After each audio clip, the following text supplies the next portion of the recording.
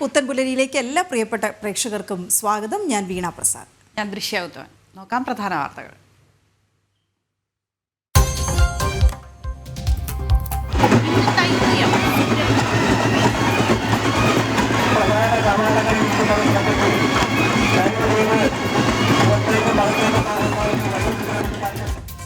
ഇന്ന് തൈപ്പൂയം. സുബ്രഹ്മണ്യ ക്ഷേത്രങ്ങളിൽ പ്രത്യേക പൂജകൾ. വ്രതമിരുന്നും കാവടിയെടുത്തും ഭക്തർ.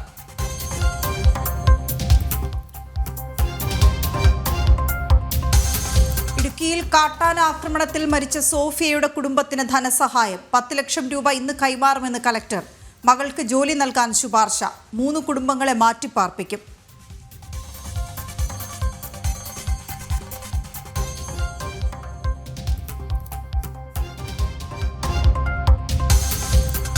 പ്രധാനമന്ത്രി നരേന്ദ്രമോദി ഫ്രാൻസിൽ ഇന്ന് AI ഉച്ചകോടിയിൽ പങ്കെടുക്കും. ലോക നേതാക്കളും ആഗോള ടെക് സിഇഒമാരും പങ്കെടുക്കുന്ന ഉച്ചകോടിയിൽ ഫ്രഞ്ച് പ്രസിഡന്റിനൊപ്പം സഹ അധ്യക്ഷനാകും.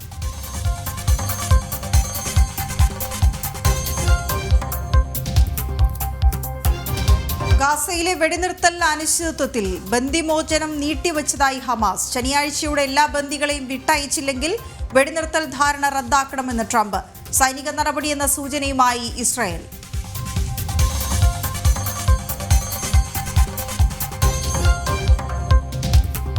സനാതന ധർമ്മവിരുദ്ധ പരാമർശത്തിൽ MV ഗോവിന്ദനെതിരെ രൂക്ഷ വിമർശനവുമായി ഹിന്ദു ഐക്യവേദി. ഗോവിന്ദന്റെ നാക്ക് ആരോ വിലക്കെടുത്തുവെന്ന KP ശശികല ടീച്ചർ. ഇത്തരം പ്രസ്താവനകൾ തുടരാൻ അനുവദിക്കില്ലെന്ന ടീച്ചർ ജനം TVയോട്. പകുതി വില തട്ടിപ്പ് കേസിൽ ജാമ്യം തേടി പ്രതി അനന്തു കൃഷ്ണൻ. ജാമ്യാപേക്ഷ മൂവാറ്റുപുഴ കോടതി ഇന്ന് പരിഗണിക്കും. കസ്റ്റഡി അപേക്ഷ നൽകാൻ ക്രൈംബ്രാഞ്ച്. പ്രതിയുടെ ബിനാമി ഇടപാടുകളിൽ ED അന്വേഷണം.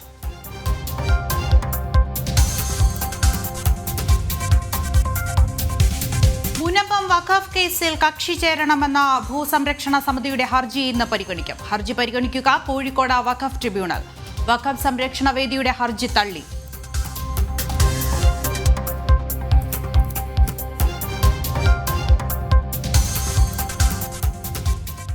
ഇന്ന് വളരെ പുണ്യമുള്ള ഒരു ദിവസമാണല്ലേ. അപ്പോൾ ആ ദിവസത്തിൻ്റെ വിശേഷങ്ങളിലേക്ക് തന്നെയാണ് നമുക്ക് ആദ്യം പോകേണ്ടത്. അതിനുശേഷം നമുക്ക് വാർത്തകളുടെ വിശദാംശങ്ങളിലേക്ക് പതിയെ വരാൻ 2 മണിക്കൂറുണ്ടല്ലോ. അതെ, ഇന്ന് തൈപ്പൂയം. ശിവപാർവതി പുത്രനായ സുബ്രഹ്മണ്യ സ്വാമിയെ ഭക്തിയോടെ ആരാധിക്കുന്ന അനേകം വിശ്വാസികൾക്ക് ഏറ്റവും പ്രധാനപ്പെട്ട ഒരു ദിവസമാണ് തൈപ്പൂയം. വ്രതമെടുത്തും കാവടിയെടുത്തും ഭക്തർ തൈപ്പൂയം കൊണ്ടാടുന്നു. വിവിധ ഇടങ്ങളിലെ സുബ്രഹ്മണ്യ ക്ഷേത്രങ്ങളിൽ വിശേഷാൽ പൂജകളും ചടങ്ങുകളുമാണ് ഇന്ന് നടക്കുന്നത്. അപ്പോൾ നമുക്ക് ആ എല്ലാ ക്ഷേത്രങ്ങളിലൊന്നും പോകാൻ കഴിയില്ലെങ്കിലും പ്രധാനപ്പെട്ട ചില ക്ഷേത്രങ്ങളിലേക്ക് പോകാം. നമുക്ക് നമ്മുടെ റിപ്പോർട്ടർമാർ വിവിധയിടങ്ങളിൽ നിന്ന് ചേരുന്നുണ്ട്. നമുക്ക് ആദ്യം ശാലിനിയിലേക്ക് പോകാം. ശാലിനി ഉള്ളൂർ ബാലസുബ്രഹ്മണ്യ ക്ഷേത്രത്തിൽ നിന്നാണ് ചേരുന്നത്, തിരുവനന്തപുരത്ത്. ശാലിനി, എങ്ങനെയാണ് അവിടുത്തെ തൈപ്പൂയ ആഘോഷങ്ങൾ?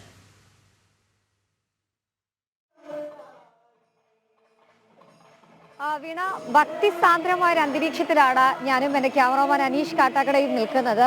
ദൃശ്യങ്ങളിൽ കാണുന്നത് പോലെ നമ്മൾ ഉള്ളൂരിലെ ഏറ്റവും പ്രധാനപ്പെട്ട, ഒരുപക്ഷെ തലസ്ഥാനത്ത് തന്നെ ഏറ്റവും പ്രധാനപ്പെട്ട ഒരു ബാലസുബ്രഹ്മണ്യ സ്വാമി ക്ഷേത്രത്തിലാണ് നമ്മൾ നിൽക്കുന്നത്.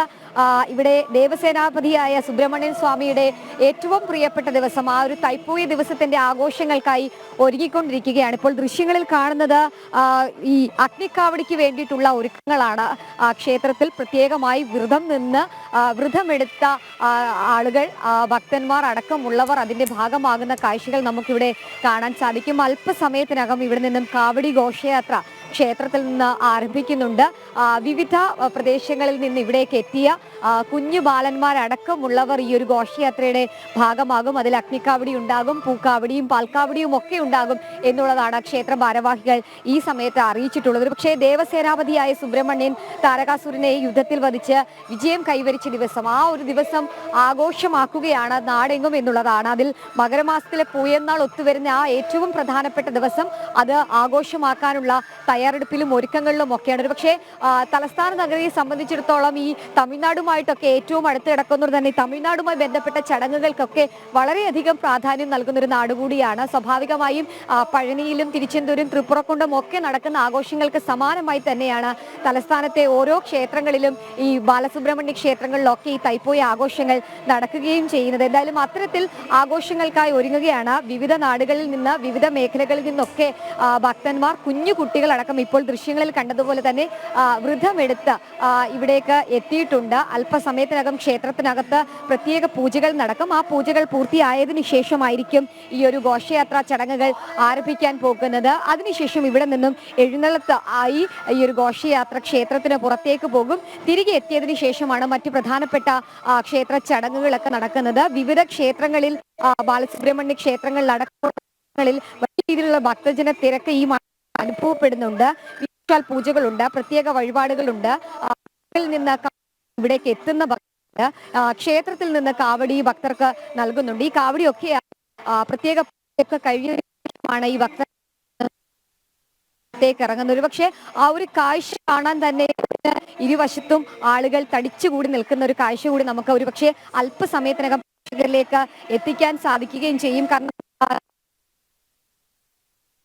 ആഘോഷങ്ങളൊക്കെയാണ് ഇവിടെ നിന്നും നമുക്ക് കാണാൻ സാധിക്കുന്നത്. അത്തരത്തിലുള്ള ആഘോഷങ്ങൾക്ക് വേണ്ടിയിട്ടാണ് നാടും നഗരവും ഒക്കെ ഒരുങ്ങുന്നത്. ഞാൻ ആദ്യം സൂചിപ്പിച്ചതുപോലെ തന്നെ ഈ താരകാസുരനെ നിഗ്രഹിച്ച് എത്തുന്ന ബാലസുബ്രഹ്മണ്യൻ, ആ ബാലസുബ്രഹ്മണ്യനെ ആഘോഷപൂർവ്വം ആളുകൾ സ്വീകരിക്കുന്നു, ഭക്തർ സ്വീകരിക്കുന്നു എന്നുള്ളൊരു വിശ്വാസം കൂടി ഈ ഒരു ആഘോഷ ദിവസത്തിന് ഉണ്ട് എന്നുള്ളതാണ് ഏറ്റവും ശ്രദ്ധേയമായിട്ടുള്ള കാര്യം. ഈ താരകാസുരന്റെ ശല്യം സഹിക്കാനാവാതെ വന്നപ്പോൾ മഹർഷിമാരും ദേവന്മാരും ശിവപാർവതിമാരെ അഭയം പ്രാപിക്കുകയാണ്. അഭയം പ്രാപിച്ചതിനു ശേഷം ഭഗവാൻ താരകാസുര നിഗ്രഹത്തിനായി പുത്രനായ സുബ്രഹ്മണ്യനെ അയച്ചു എന്നുള്ളതാണ് ഇതിന് പിന്നിലുള്ള ഒരു വിശ്വാസം. 12 ആയുധങ്ങളുമായി താരക സൈന്യത്തെ നേരിട്ട സുബ്രഹ്മണ്യൻ അസുരനെ വധിച്ച് ദേവലോകത്ത് വീണ്ടും ഐശ്വര്യം എത്തിച്ചു എന്നുള്ളതാണ് വിശ്വാസം. അപ്പോൾ ഏറ്റവും പ്രിയപ്പെട്ട ദിവസം, ആ ഒരു പ്രിയപ്പെട്ട ദിവസത്തിൽ തങ്ങൾക്കും ഐശ്വര്യം കിട്ടുമെന്നൊക്കെയാണ് ഈ ഓരോ ഭക്തരും വിശ്വസിക്കുന്നത്. ഭക്തരുടെ വിശ്വാസവും അത്തരത്തിലാണ്.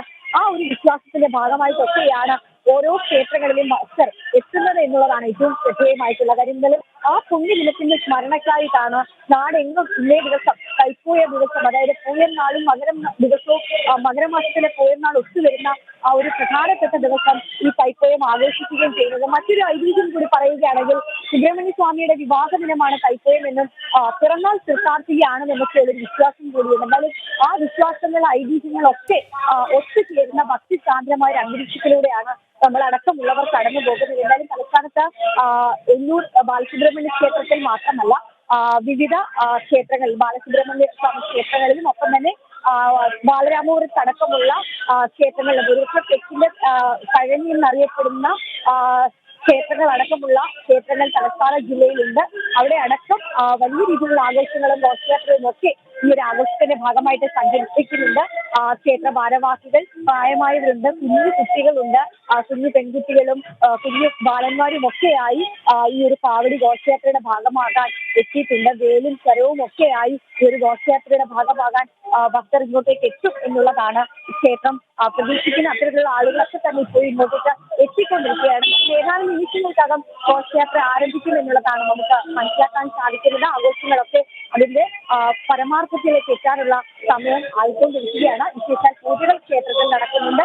പ്രത്യേകമായി തയ്യാറാക്കിയ അഗ്നികാവടി ഘോഷയാത്രയ്ക്കും അഗ്നികാവടി സജ്ജീകരിക്കുന്നുള്ള ഭാഗത്ത് അതിന്റെ വിറകെടുപ്പുകളും ചെയ്യണം. വിറകുകളൊക്കെ കൊണ്ടുവന്ന് പ്രത്യേക വിശേഷാൽ പൂജകളൊക്കെ പൂർത്തിയാക്കി ക്ഷേത്ര ഭാരവാസികളും ക്ഷേത്രത്തിന്റെ ഇതിന്റെ പ്രധാനപ്പെട്ട സംഘാടകരും ഒക്കെയായി ഇവിടെ ഒരുങ്ങുകയാണ്. എന്തായാലും കാത്തിരിക്കുകയാണ് ആ ഏറ്റവും പ്രധാനപ്പെട്ട ദിവസത്തിലെ ഏറ്റവും പ്രധാനപ്പെട്ട ഘോഷയാത്ര കാണാനായി. വീണ, ശാലിനി, വളരെ മനോഹരമായ ചില ദൃശ്യങ്ങൾ കൂടി നമുക്ക് അവിടെ നിന്ന് കാണാൻ കഴിയുന്നുണ്ട്. നമ്മൾ ഇപ്പോൾ ഒരു കുഞ്ഞ് കുട്ടിയെ കാണുന്നുണ്ട്. ഈ കാവടി എടുക്കാനുള്ള തയ്യാറെടുപ്പിലാണെന്ന് തോന്നുന്നു.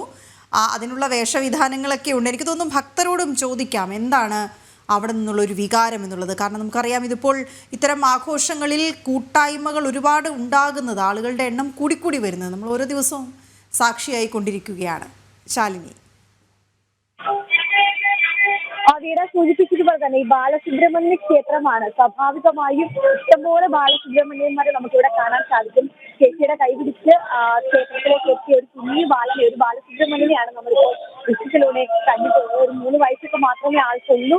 ആളും കാവടി എടുക്കാൻ അച്ഛനും അമ്മയ്ക്കും ഒപ്പം എത്തിയതാണ്. അത്തരത്തിൽ അതിനെ സൂചിപ്പിച്ചതുപോലെ തന്നെ വലിയൊരു കൂട്ടായ്മയുടെ ഒക്കെ ഭാഗമാണ് ഈ ഓരോ ഉത്സവങ്ങളും ആഘോഷങ്ങളും ഒക്കെ ഉള്ളത്. പ്രത്യേകിച്ച് തലസ്ഥാന ജില്ലയൊക്കെ സംബന്ധിച്ച് നോക്കുകയാണെങ്കിൽ ഉത്സവങ്ങളുടെ ഒരു സീസൺ ആരംഭിക്കുന്ന ഒരു സമയം കൂടിയാണ്. അതിലേക്ക് ഒരു തുടക്കം എന്നോണമാണ് ഈ തൈപ്പൂയം ആഘോഷം ഇപ്പോൾ തലസ്ഥാന ജില്ലയിൽ ആഘോഷിക്കപ്പെടുന്നത്. തലസ്ഥാനത്ത് മാത്രമല്ല, സംസ്ഥാനത്തിന്റെ വിവിധ ഭാഗങ്ങളിൽ ഭാഗങ്ങളിൽ അത്തരത്തിൽ തന്നെ ഒരു ഉത്സവ അന്തരീക്ഷവും ഒരു ഉത്സവ കൂട്ടായ്മകളും ഒക്കെയാണ് ഇതിൽ നിന്ന് നമുക്ക് കാണാൻ സാധിക്കുകയും ചെയ്യുന്നത്. എന്നാലും അത്തരത്തിൽ ആഘോഷങ്ങൾ അതിന്റെ പരമാർത്ഥത്തിലേക്ക് എത്തിക്കൊണ്ടിരിക്കുകയാണ്. പ്രത്യേക പൂജകൾ, വിശേഷാൽ പൂജകളൊക്കെ ക്ഷേത്രത്തിന്റെ ഭാഗത്ത് നടക്കുന്നുണ്ട്. ആ പൂജകൾക്കൊക്കെ ശേഷമായിരിക്കും ഈ ഒരു ഘോഷയാത്ര അടക്കമുള്ള ചടങ്ങുകൾ ആരംഭിക്കാനും പോകുന്നത്. എന്തായാലും വ്രതമെടുത്ത് കാവിയെടുത്ത് മന്ത്രങ്ങൾ മുഖരിതമായ അല്ലെങ്കിൽ മന്ത്രങ്ങൾ ജപിച്ച് മുരുകൻ ദേവനെ പ്രാർത്ഥിച്ചുകൊണ്ട് ഇവിടേക്ക് എത്തിയിട്ടുള്ള ഓരോ ഭക്തരും കാത്തിരിക്കുകയാണ് അവരുടെ കൈകളിലേക്ക് ഈ കാവടിയൊക്കെ എത്താൻ, അഗ്നിക്കാവടിയൊക്കെ കാണാനും ഒപ്പം തന്നെ കാവടി ഘോഷയാത്രയുടെ ഭാഗമാകാനും ഒക്കെയായി ഇവിടെ കാത്തിരിക്കുകയാണ് ഓരോ ഭക്തജനങ്ങളും എന്നുള്ളതാണ്. എന്തായാലും അല്പസമയത്തിനകം ഇവിടുത്തെ പ്രതികരണങ്ങളും ഒക്കെ നമുക്ക് പ്രതീക്ഷിക്കാം എന്നുള്ളതാണ്. നമ്മളെല്ലാവരും ഈ ഒരു ഭക്തിസാന്ദ്രമായ ഒരു അന്തരീക്ഷത്തിൽ നിൽക്കുന്നതോട് തന്നെ അവരെല്ലാം പ്രാർത്ഥനാമുഖരിതമായ ഒരു അന്തരീക്ഷമാണ്. എന്തായാലും അല്പസമയത്തിനകം ഈ ഒരു ഘോഷയാത്ര ചടങ്ങുകൾ ആരംഭിക്കും. അതിന് വേണ്ടിയിട്ടുള്ള തയ്യാറെടുപ്പുകൾ പൂർത്തീകരിച്ചുകൊണ്ടിരിക്കുകയാണ് ക്ഷേത്രത്തിൽ. പ്രത്യേകിച്ച് ഈ കടന്നു പോകുന്ന, അതായത് ഈ ഘോഷയാത്ര കടന്നു പോകുന്ന ഭാഗങ്ങളിൽ അവർക്കായി പ്രത്യേകം വെള്ളം നൽകാനും അപ്പൊ അവർക്ക് ഭക്ഷണം നൽകാനും അവർക്ക് താഴ്ന്ന വിധി പ്രത്യേകിച്ച് നമുക്കറിയാം തലസ്ഥാന ജില്ലയിൽ അവർ ഏകദേശം 35 ഡിഗ്രി സെൽഷ്യസിന് മുകളിലേക്കൊക്കെ താപനില കൂടുന്നൊരു സാഹചര്യം കൂടിയുണ്ട്. രാവിലെ തന്നെ ചൂട് കൂടുന്നൊരു അന്തരീക്ഷം. ആ ഒരു സമയത്ത് അവരുടെ കാലിൽ ചൂടടിക്കാതിരിക്കാനും അവർക്ക് തണലൊരുക്കിയും അവർക്ക് കൈത്താങ്ങായും ഈ ഒരു ഘോഷയാത്രയുടെ ഭാഗമായി അനുഗ്രഹം ലഭിച്ച് ഒരു പക്ഷേ ഭക്തിസാന്ദ്രമായി പോകുന്ന ഭക്തന്മാർക്ക് അതിന് നൽകാനും ഒക്കെയായി ഓരോ ഭക്തരും ഈ റോഡിന് ദിവസങ്ങളിലും ഒക്കെ ഉണ്ടാകുന്നതാലും അതിനു വേണ്ടിയിട്ടൊക്കെ എല്ലാ സജ്ജീകരണങ്ങളും ഒരുക്കങ്ങളും പ്രദേശവാസികൾ അടക്കമുള്ളവർ ചെയ്തുകൊണ്ടിരിക്കുകയാണ് എന്നുള്ളതാണ് നമുക്ക് മനസ്സിലാക്കാൻ സാധിക്കുന്നത്. എല്ലാ ഒരുക്കങ്ങളും ക്ഷേത്രങ്ങളിൽ പൂർത്തിയായിട്ടുണ്ട്. അല്പസമയത്തിനകം തന്നെ ഭക്തരുടെ വലിയ ഒഴുക്ക് ക്ഷേത്രങ്ങളിലേക്ക് ഉണ്ടാകും. അതിനുശേഷം വരിവരിയായി കാവടിയൊക്കെയായി എല്ലാവരും ഈ ഭക്തിയുടെ അന്തരീക്ഷത്തിലേക്ക് പോകും എന്നുള്ളതിൽ സംശയമില്ല. എന്തായാലും ആ ഒരു കാഴ്ചയ്ക്കായി കാത്തിരിക്കുകയാണ് നമ്മളടക്കമുള്ളവർ. എന്തായാലും പെൻഷനിലേക്ക് തത്സമയം ദൃശ്യങ്ങൾ എത്തിക്കാൻ നമുക്ക് കഴിയും എന്നുള്ളതാണ് നമ്മൾ പ്രതീക്ഷിക്കുകയും ചെയ്യുന്നത്. പ്രത്യേകിച്ച് കുഞ്ഞു കുട്ടികളടക്കമുള്ളവരാണ്. ഞാൻ ആദ്യം സൂചിപ്പിച്ചതുപോലെ ഉള്ളൂർ ക്ഷേത്രത്തെ സംബന്ധിച്ചിടത്തോളം വെള്ളൂർ ബാലസുബ്രഹ്മണ്യ സ്വാമി ക്ഷേത്രത്തെ പറ്റി പറയുകയാണെങ്കിൽ ബാലസുബ്രഹ്മണ്യ സ്വാമി ക്ഷേത്രത്തെ പറയുകയാണെങ്കിൽ ബാലരൂപത്തിലുള്ള സുബ്രഹ്മണ്യ സ്വാമി ആണ് ഇവിടുത്തെ പ്രതിഷ്ഠ. സ്വാഭാവികമായും കുഞ്ഞു ബാലന്മാരുടെ ഒരു വലിയ ഒഴുക്ക് ഈ ഒരു ക്ഷേത്രത്തിലേക്ക് ഉണ്ടാകും എന്നുള്ളതിൽ സംശയമില്ല. എന്തായാലും ആ ഒരു ബാലന്മാരും അവർ കാവടി എടുത്ത് പോകുന്ന കാഴ്ചകളും ഒക്കെ കാണാൻ വളരെയധികം ഭംഗിയായിരിക്കും എന്നുള്ളതിലും സംശയമില്ല. എന്തായാലും ആ കാഴ്ചകളൊക്കെ നമുക്ക് പ്രേക്ഷകരിലേക്ക് എത്തിക്കാം. ഇപ്പോൾ ദൃശ്യങ്ങൾ കാണുന്നത് അഗ്നിക്കാവടി നടത്താനുള്ള അല്ലെങ്കിൽ അഗ്നിക്കാവടിക്ക് വേണ്ടി തയ്യാറാക്കിയിട്ടുള്ള പ്രത്യേക കേന്ദ്രമാണ്, അല്ലെങ്കിൽ ആ ഒരു ക്ഷേത്രത്തിന് അടുത്ത് തന്നെ ആയുള്ള അഗ്നിക്കാവടി നടത്താനുള്ള പ്രദേശമാണ്. അവിടെ വിറകൊക്കെ കൊണ്ടുവന്ന് പ്രത്യേക പൂജകളൊക്കെ നൽകി ചാണകം മെഴുകിയ തറയിൽ അതിന് വേണ്ടിയിട്ടുള്ള എല്ലാ പൂജാവിധികളും പൂർത്തിയാക്കി കാത്തിരിക്കുകയാണ്. ഞാൻ ആദ്യം സൂചിപ്പിച്ചതുപോലെ തന്നെ ഈ ഒരു ഘോഷയാത്ര ആരംഭിച്ച് അത് തിരികെ എത്തിയതിനു ശേഷമാണ് ഇവിടെ വിപുലമായ ചടങ്ങുകളുടെ അഗ്നിക്കാവടി കൂടി നടത്താൻ പോകുന്നതിനും ആ കാഴ്ചകളിലേക്കൊക്കെ നമുക്ക് എത്താം. എന്തായാലും തൈപ്പൂയത്തിന്റെ അന്തരീക്ഷത്തിൽ ഒപ്പം തന്നെ എറണാകുളം വൈറ്റില സുബ്രഹ്മണ്യ സ്വാമി ക്ഷേത്രത്തിൽ നിന്ന് അഖിൽ പാലോട്ടുമടമുണ്ട്. അഖിൽ, അവിടെ എന്തൊക്കെയാണ് തൈപ്പൂയത്തിനുള്ള ഒരുക്കങ്ങൾ പൂർത്തിയായിരിക്കുന്നത്? എപ്പോഴാണ് കാവടി ഘോഷയാത്രയൊക്കെ ആരംഭിക്കുക? വീണ, ഗുഡ് മോർണിംഗ്. ഞാനിപ്പോൾ നിൽക്കുന്നത് എറണാകുളത്ത് ഒരു പ്രധാനപ്പെട്ട സുബ്രഹ്മണ്യ സ്വാമി ക്ഷേത്രത്തിലാണ്. വൈറ്റില സ്വയംഭൂ ബാലസുബ്രഹ്മണ്യ സ്വാമി ക്ഷേത്രത്തിലാണ് ഞാൻ ഇപ്പോൾ നിൽക്കുന്നത്. ഇവിടെ ഒരു പ്രത്യേകതയുള്ളത്, ക്യാമറകൾക്കൊന്നും ഈ ചുറ്റമ്പലത്തിന് അകത്തേക്ക് കയറാനുള്ള ഒരു പ്രവേശനമില്ല. അപ്പോൾ നമ്മൾ റോട്ടിലാണ് നിൽക്കുന്നത്. ചുറ്റമ്പലത്തിന് പുറത്താണ് നിലവിൽ നമ്മൾ നിൽക്കുന്നത്. നമുക്ക് ഇവിടെ നിന്ന് പരിധിവരെ നമുക്ക് കൊടിമര ചുവട് മാത്രമേ നമുക്ക് വരെ പോകാൻ സാധിക്കുകയുള്ളൂ. അതായത് ക്യാമറയ്ക്ക് പുറത്ത് നിന്നാൽ സൂം ചെയ്തെത്താൻ സാധിക്കുന്നത് കൊടിമര ചുവട് വരെ മാത്രമേ ഉള്ളൂ. എന്നാലും വലിയ ഭക്തജന തിരക്ക് അനുഭവപ്പെടുന്നുണ്ട്. ഇവിടെ ഭക്തജന തിരക്ക് അനുഭവപ്പെടുന്നുണ്ട്. രാവിലെ മുതൽ തന്നെ, രാവിലെ പുലർച്ചെ 4 മണിയോടുകൂടിയാണ് ഇന്ന് ഇവിടുത്തെ ചടങ്ങുകൾ ആരംഭിച്ചത്. ഇപ്പോൾ ഭഗവാന് വിശേഷാൽ അഭിഷേകങ്ങൾ നടക്കുന്നുണ്ട്. സുബ്രഹ്മണ്യ സ്വാമിയുടെ പിറന്നാൾ ദിനം കൂടിയായിട്ടാണ് തൈപ്പൂയത്തെ കാണുന്നത്. മകരമാസത്തിലെ പൂയം നക്ഷത്രമാണ് സുബ്രഹ്മണ്യ സ്വാമിയുടെ ഭഗവാന്റെ പിറന്നാളായി ആചരിക്കുന്നത്. തമിഴ്നാട്, അതായത് തമിഴ് വംശജരായിട്ടാണ് അത് തൈപ്പൂയമായി, തൈമാസമായി. അത് മകരമാസം മലയാളികൾ പറയുമ്പോൾ തമിഴ് ആൾക്കാരാണ് തൈമാസം എന്ന് പറയുന്നത്. തൈമാസത്തിലെ പൂയമായിട്ടാണ് ഭഗവാന്റെ പിറന്നാളായിട്ടാണ് ഇത് ആഘോഷിക്കുന്നത്. മറ്റൊരു ആചാരം എന്ന് പറയുന്നത് ദേവന്മാരെയൊക്കെ തന്നെ വലിയ രീതിയിൽ ബുദ്ധിമുട്ടിച്ചു കൊണ്ടിരുന്ന താരകാസുരനെ വധിച്ച ദിവസം കൂടിയാണ്. താരകാസുരനെ സുബ്രഹ്മണ്യ സ്വാമി വേലായുധനായി മാറി വധിച്ച് ദേവഗണങ്ങൾക്ക് മോക്ഷം നൽകുന്ന ദിവസം കൂടിയായിട്ടാണ് ഇതിനെ കണക്കാക്കപ്പെടുന്നത്. എന്തായാലും വൈറ്റില സുബ്രഹ്മണ്യ സ്വാമി ക്ഷേത്രത്തിലെ അതായത് കൊച്ചിൻ ദേവസ്വം ബോർഡിൻ്റെ കീഴിലുള്ള വൈറ്റില സ്വയംഭൂ സുബ്രഹ്മണ്യ സ്വാമി ക്ഷേത്രത്തിലെ തൈപ്പൂയ ആഘോഷങ്ങൾ ഇപ്പോൾ നമുക്ക് പുരോഗമിക്കുന്നുണ്ട്. കാവടികളാണ് ഇവിടെ ഏറ്റവും പ്രധാനമായും ഉണ്ടാകുന്നത്. കാവടി ഓരോ ദേശത്ത് നിന്നാണ്, ഓരോ വീടുകളിൽ നിന്നാണ് കാവടി കെട്ടിയാടി ഇവിടേക്ക് എത്തുക. ആ കാവടികൾ ഏകദേശം രാവിലെ 10 മണിയോടുകൂടിയായിരിക്കും കാവടി ഘോഷയാത്രകൾ ഇവിടേക്ക് എത്തുന്നുണ്ടാവുക. പാൽക്കാവടിയുണ്ട്, ഭസ്മക്കാവടിയുണ്ട്, അതുപോലെ തന്നെ ഭഗവാൻ അഭിഷേകം ചെയ്യുന്ന നിരവധി കാവടികൾ ഇവിടേക്ക് എത്തുന്നുണ്ട്. പീലിക്കാവടി അടക്കം ഇവിടേക്ക് എത്തുന്നുണ്ടാകും. അത് വലിയ ഒരു ആഘോഷമായിട്ടാണ് ക്ഷേത്രത്തിൽ ആചരിക്കുന്നത്. നേരത്തെ നമ്മളോട് ക്ഷേത്രത്തിൻ്റെ ഉപദേശക സമിതിയുടെ പ്രസിഡന്റിനോട് ഞാൻ സംസാരിച്ചിരുന്നു. അദ്ദേഹം പറയുന്നത് ഈ കാവടി ഘോഷയാത്ര എത്തുന്ന രാവിലെ 10 മണിക്ക് ശേഷമാണ് കുറേ കൂടി ആഘോഷകരമായിട്ടുള്ള കാര്യങ്ങളിലേക്ക് കടക്കുക. ഇപ്പോൾ ഭഗവാന്റെ രാവിലത്തെ പൂജകൾ, അതായത് നിർമ്മാല്യ ദർശനവും തൃപ്പള്ളി ഉണർത്തലും കഴിഞ്ഞ അഭിഷേകം കഴിഞ്ഞതിന് ശേഷം ഗണപതി ഹോമം ഉണ്ടായിരുന്നു. അതിനുശേഷം പഞ്ചാമൃത അഭിഷേകം ഭഗവാന് ഉണ്ടായിരുന്നു. അതിനുശേഷമുള്ള ചില പൂജാതി കർമ്മങ്ങൾ, രാവിലത്തെ ഉഷപൂജ, അതിനുശേഷമുള്ള ശീവേലി അടക്കമുള്ള കാര്യങ്ങളാണ് ഉണ്ടാവുക എന്നതാണ് ഇപ്പോൾ നമുക്ക് മനസ്സിലാക്കാൻ സാധിക്കുന്നത്. എന്തായാലും വൈറ്റില സുബ്രഹ്മണ്യ സ്വാമി ക്ഷേത്രത്തിലും വലിയൊരു ഭക്തജന തിരക്ക് ഉണ്ട്. സാമാന്യം ഭേദപ്പെട്ട രീതിയിൽ ആൾക്കാർ ഇവിടെ എത്തുന്ന ഒരു നഗരപ്രദേശമാണ് എറണാകുളം എന്ന് പറയുന്നത്. എല്ലാവരും അതിവേഗ തിരക്കിനിടയിൽ പോകുമ്പോഴും പോകുന്ന വഴി ഈ വൈറ്റില എന്ന് പറയുന്ന ഒരു ഹമ്പാണ്, ഏറ്റവും പ്രധാനപ്പെട്ട ഒരു ടൗണിൻ്റെ ഒരു പ്രധാനപ്പെട്ട കേന്ദ്രമാണ്. വൈറ്റില ഹമ്പിന് സമീപം തന്നെയാണ് ഈ അമ്പലം സ്ഥിതി ചെയ്യുന്നത്. എന്തായാലും വലിയ ഭക്തജന തിരക്ക് രാവിലത്തേക്ക് ഇവിടേക്ക് എത്തുകയാണ്. വീണ ദേവി. അഖിൽ പാലോട്ടുമട വിവരങ്ങൾ നൽകുകയായിരുന്നു. വൈറ്റില സുബ്രഹ്മണ്യ ക്ഷേത്രത്തിൽ നിന്നാണ് അഖിൽ വിവരങ്ങൾ നൽകിയത്. എല്ലാ ക്ഷേത്രങ്ങളിലും തൈപ്പൂയത്തോടനുബന്ധിച്ച് വൻപിച്ച പരിപാടികളും അതുപോലെ തന്നെ ഘോഷയാത്രകളുമൊക്കെ നടക്കുന്നുണ്ട്. അതുപോലെ സുബ്രഹ്മണ്യൻ്റെ ഏറ്റവും പ്രിയപ്പെട്ട വഴിപാടാണ് ഈ കാവടി എഴുന്നള്ളിപ്പ് എന്ന് പറയുന്നത്. അതിൽ പീലിക്കാവടി, ഭസ്മക്കാവടി, പാൽക്കാവടി, കൂടാതെ എന്തോ ശാലിനി പറഞ്ഞ അഗ്നിക്കാവടിയൊക്കെ ഉൾപ്പെടുന്നുണ്ട്. ഇതൊക്കെയാണ് അല്പസമയത്തിന് 10 മണിക്ക് ശേഷമാണ് മിക്ക ക്ഷേത്രങ്ങളിലും കാവടി എഴുന്നള്ളിപ്പ് ഉള്ള അതുപോലെയുള്ള പരിപാടികളൊക്കെ നടക്കുക. അപ്പോൾ അതിലേക്കൊക്കെ നമുക്ക് വിശദമായിട്ട് ഈ വരും മണിക്കൂറുകളിൽ തന്നെ വരാം.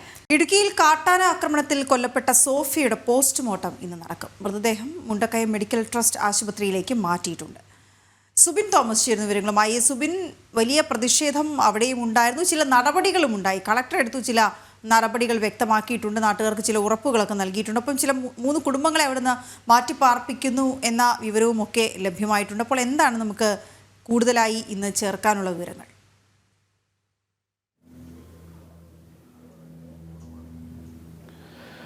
ഇന്നലെ വലിയ രീതിയിലുള്ള പ്രതിഷേധമാണ് ഈ മരണം നടന്ന കൊമ്പൻപാറയിലുണ്ടായിരുന്നത്. പ്രധാനമായും ഈ കൊമ്പൻപാറ എന്ന് പറയുന്നത് തന്നെ ഈ പെരുവന്താനം പഞ്ചായത്തിലെ ഏറ്റവും ഉയർന്നൊരു പ്രദേശമാണ്. ആ പ്രദേശത്താണ് ഇന്നലെ കാട്ടാനയുടെ ആക്രമണം ഉണ്ടാകുന്നത്. സോഫിയ എന്ന 45 വയസ്സുള്ള വീട്ടമ്മയാണ്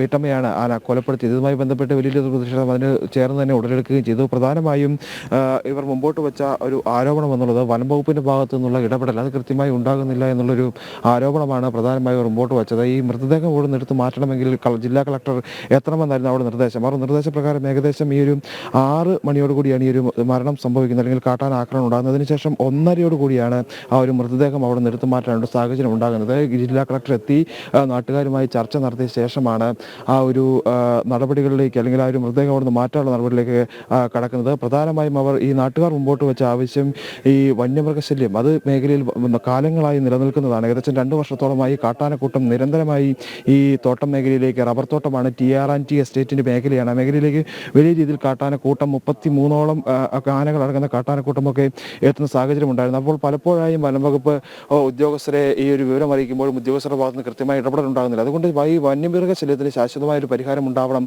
എന്നുള്ളൊരു ആവശ്യമാണ് അവർ മുമ്പോട്ട് വെച്ചത്. അതോടൊപ്പം തന്നെ ഈ കൊല്ലപ്പെട്ട സോഫിയയുടെ കുടുംബത്തിന് തക്കതായ നഷ്ടപരിഹാരം വേണം. കൂടാതെ ഈ സോഫിയയുടെ മകൾ ഭിന്നശേഷിക്കാരിയാണ്. ആ കുടുംബത്തിൻ്റെ ഏക ഒരു ആശ്രയമായിരുന്നു. ഈ പിതാവും അതുപോലെ തന്നെ സോഫിയും ജോലിക്ക് പോയാണ് ഈ 2 മക്കളെയും ആ കുടുംബവും നോക്കിയിരുന്നത്.